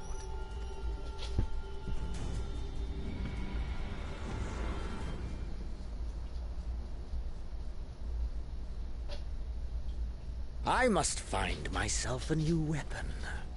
One worthy of our long-awaited reunion.